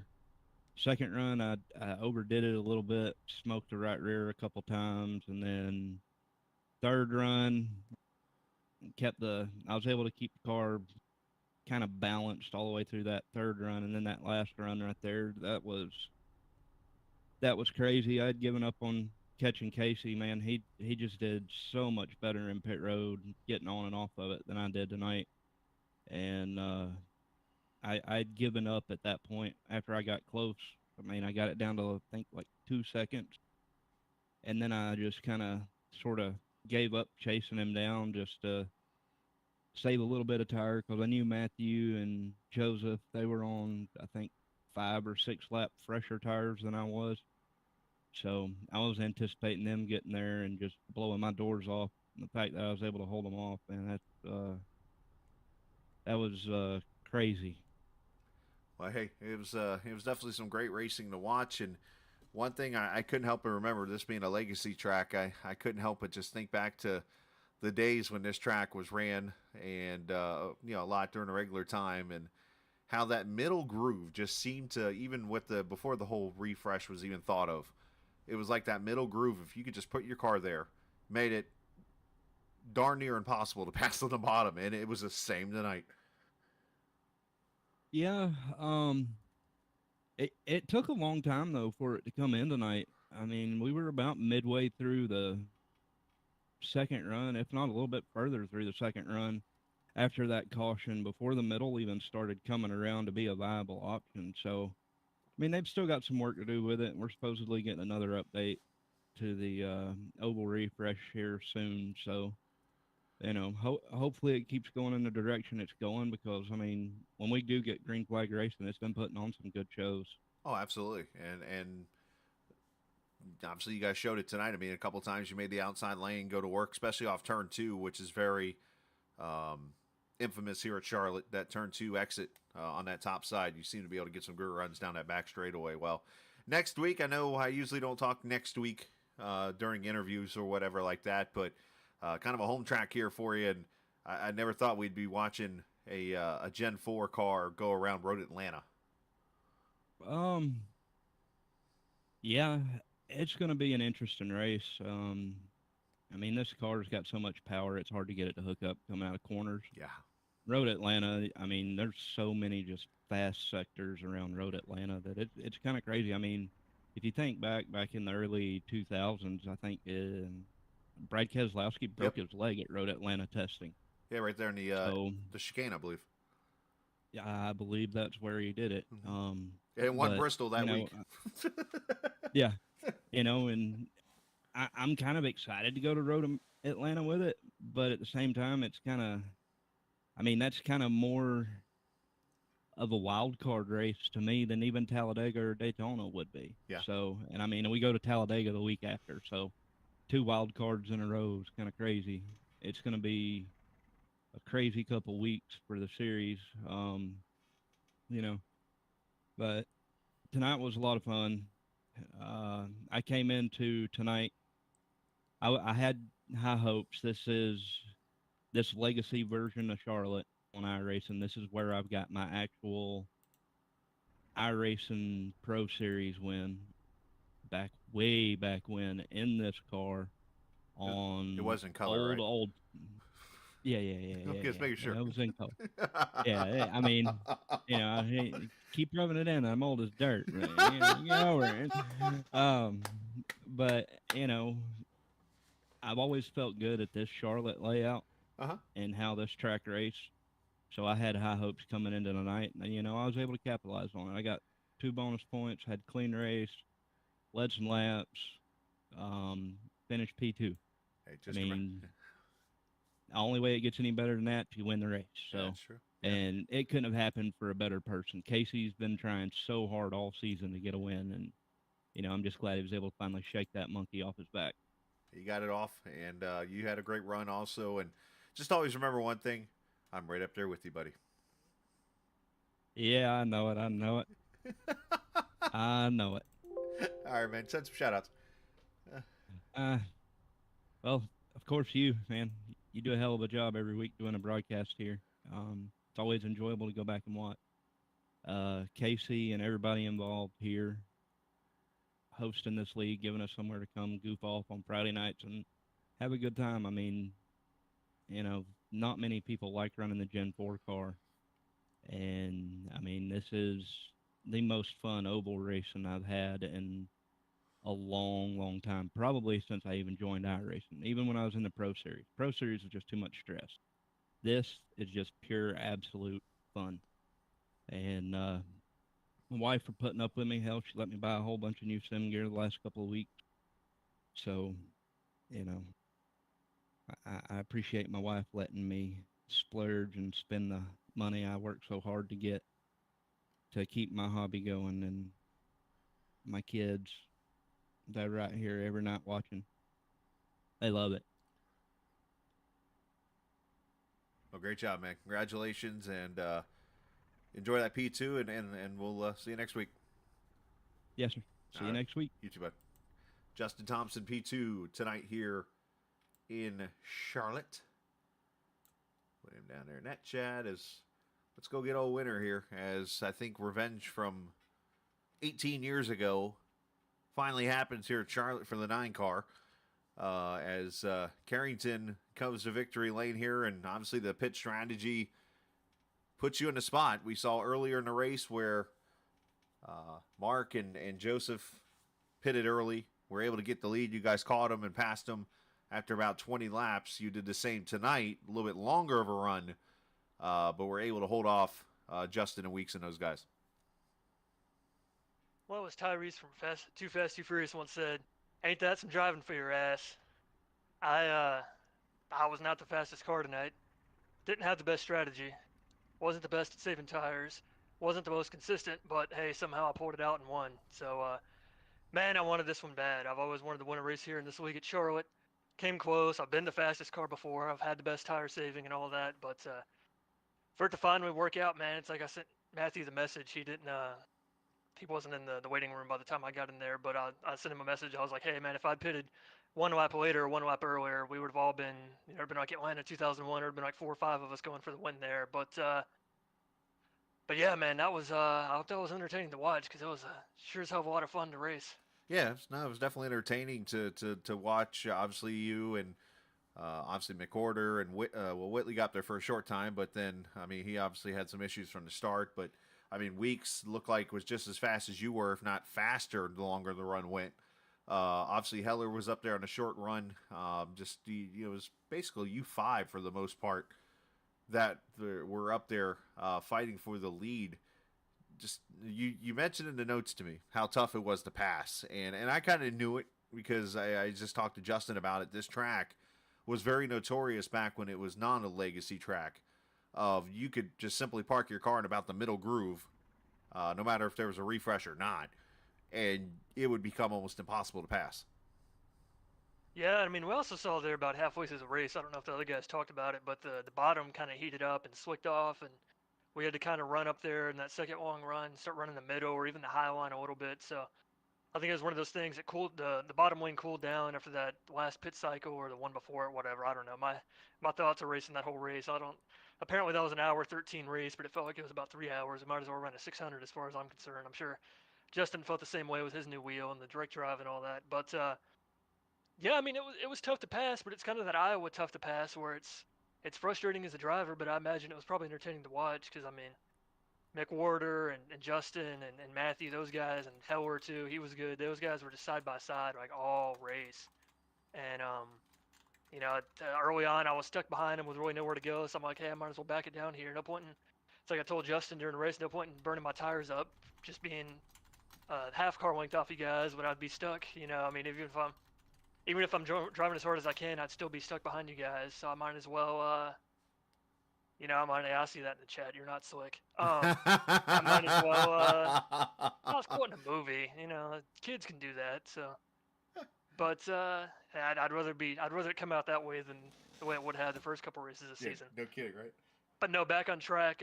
Yeah, I mean, like I said, it was tough to pass, but I think it just led to really good battles. I mean, that battle we had there after the first caution between those guys that I just mentioned, with me kind of hanging in the background, and Matthew, he really proved to me early on about you can drop back a second and a half, and it's still worth it at the end with this new surface. I mean, yeah, it's got a lot of grip in it, so you think it wouldn't wear out the tires too bad, but it's kind of over the edge where you've got so much grip that it's just generating so much heat in the tires that I mean, yeah, you were just kind of melting them off. I mean, it was I mean, you really needed a complete race to win it. Like I said, I wasn't the best at any one thing tonight, but I feel like all five tools of strategy, of consistency, of pace, of all of that stuff really just kind of came together for me, and that's why I was able to get the win. I mean, Matthew was the fastest guy, I think, all race.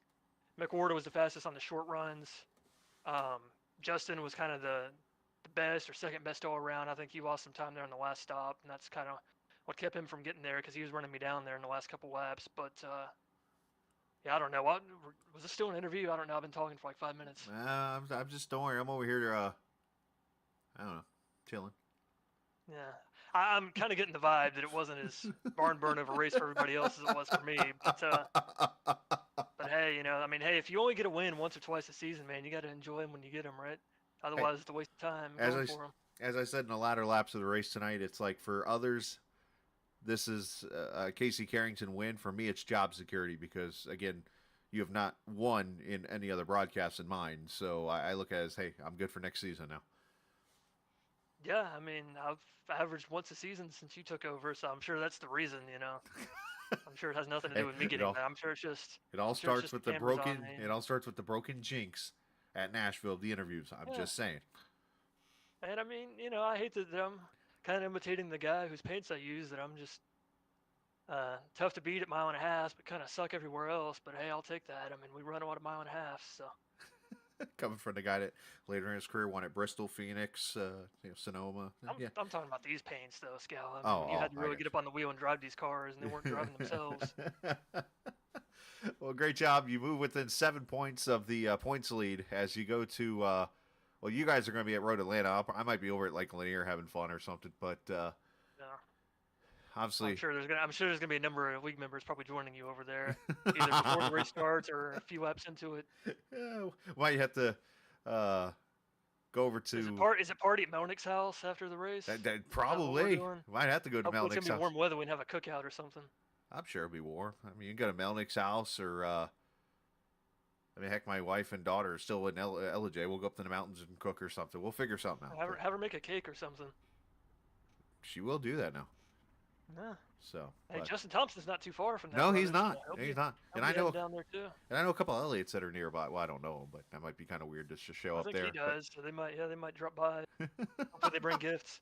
I don't know who we're going to be celebrating the birthday for, but I'm sure some. Oh, you've got one coming up here in a couple of days, don't you? I might or might not.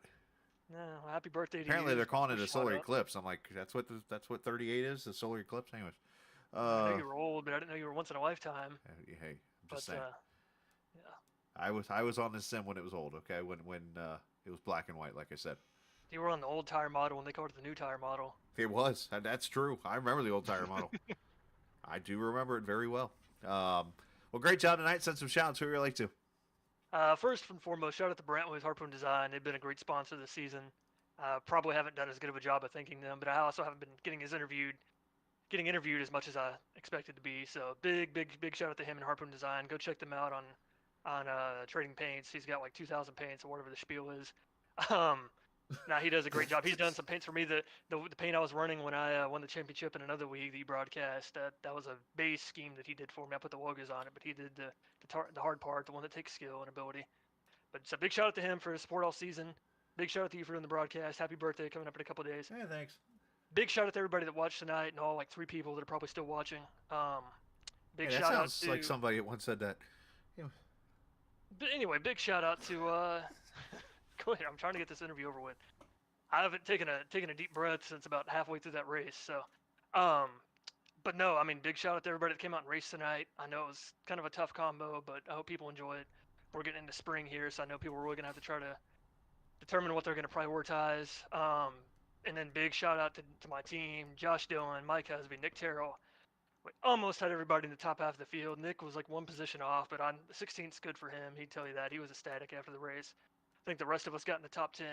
Big shout out to Justin Thompson, man. He was in our channel hanging out, and he and I did a fuel run together in practice last night, the practice that I hosted, and we were nose to tail, kind of like we were in the race tonight for pretty much that whole fuel run. And I was telling him there with about 10 to go, I was like, I think that fuel run last night might have cleared us on those guys and might have been the difference maker. So big shout out to him and all the help he was.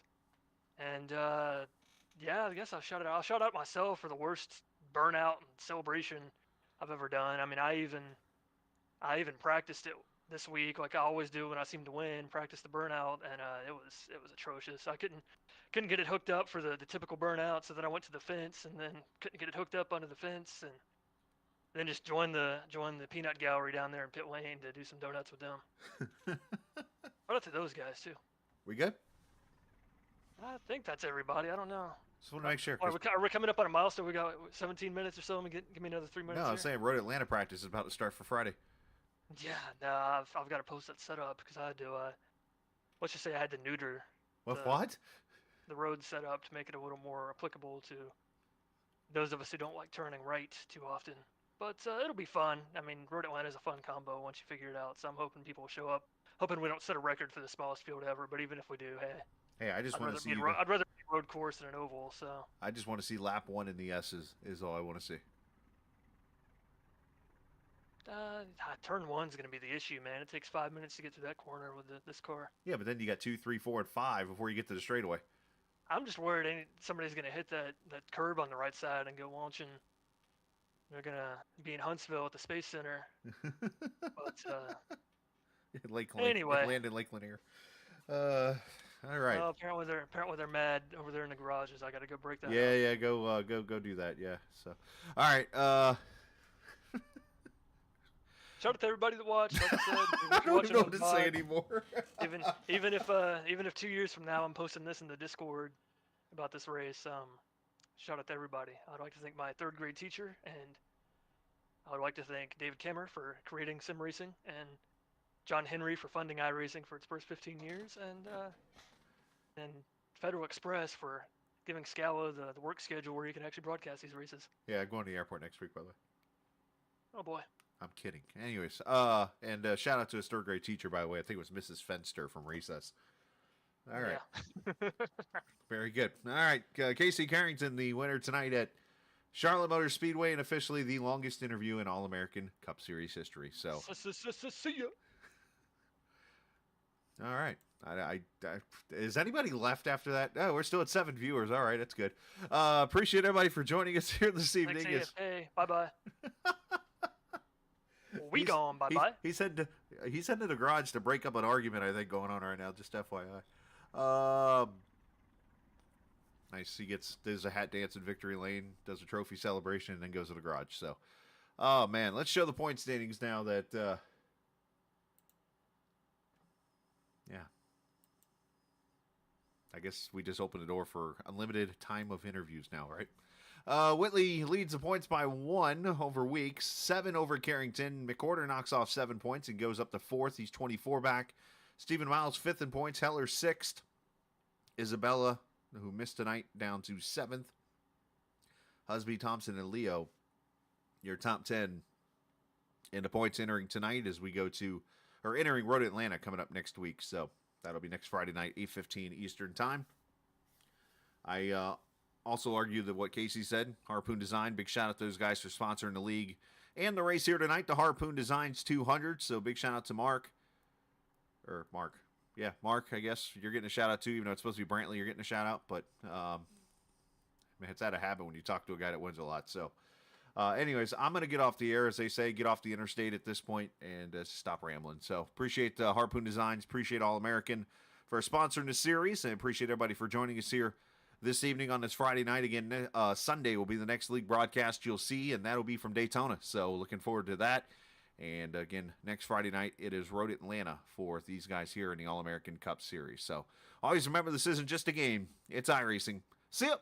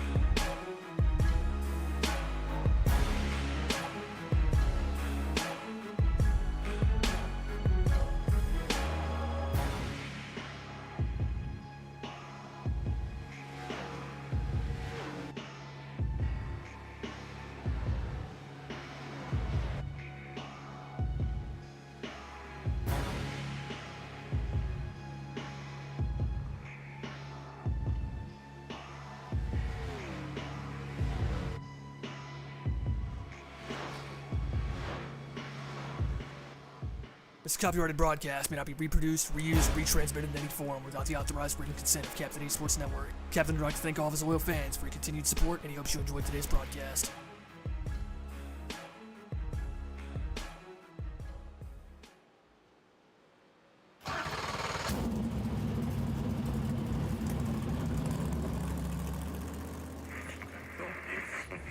The following is a special presentation.